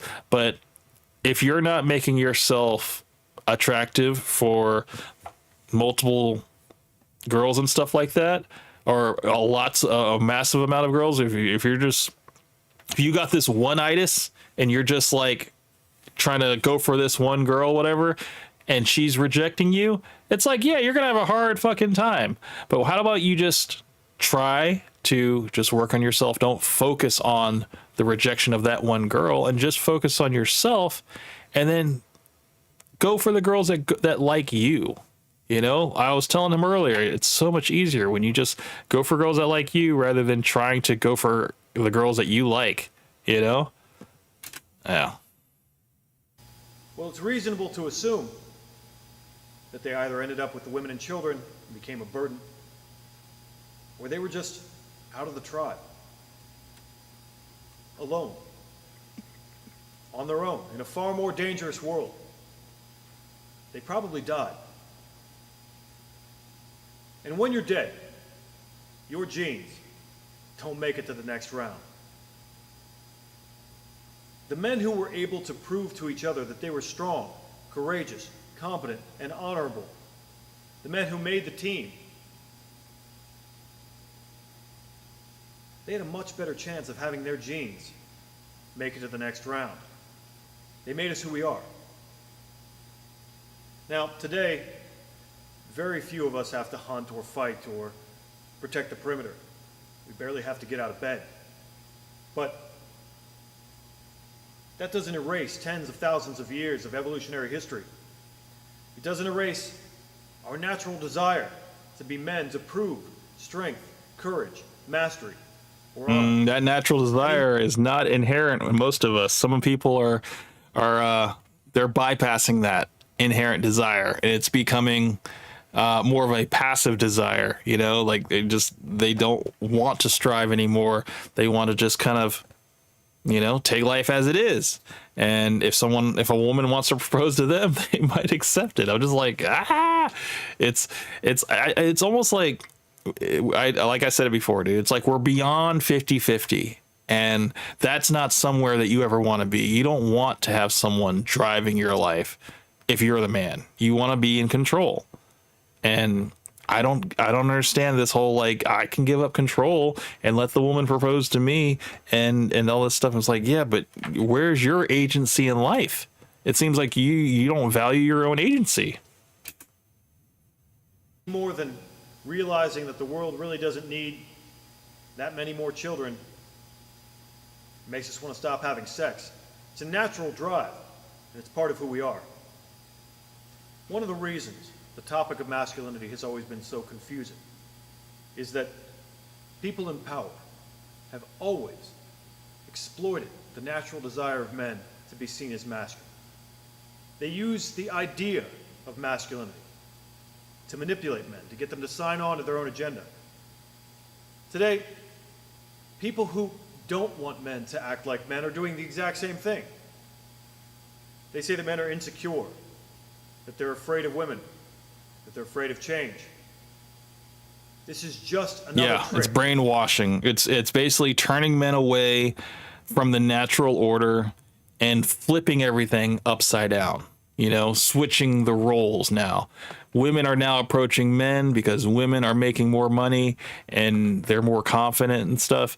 And men are in this soft guy era where they're all about, you know, 50-50, having a woman take care of them. And what's the other thing, man? Just it's like this whole thing about if you're a man ghosting a woman, then that is kind of soft on your part because you're not being direct. You're not being in control of your life. You're actually being very passive about it, you know, because you don't want to face the consequences. You don't want to face down your decision. So you just kind of ghost it. I think that's a very passive thing to do. And if you are going to be a little bit more in control of your life, if you don't like somebody, you need to let them know. Yeah, I'm not really down with that. I'm not really down that, you know, you like to go to the bar and drink a lot, you know? It could be one of your red flags or something. But I think that's just some people are just, they're too accepting of everything. They just take whatever they can get and they're just happy it came along. And I'm trying to tell Sonic and trying to tell anybody else that's listening that thinks Sonic is right, that no, you don't have to accept that. You can have standards and you can work on yourself until the right one comes along. But don't make that your sole focus.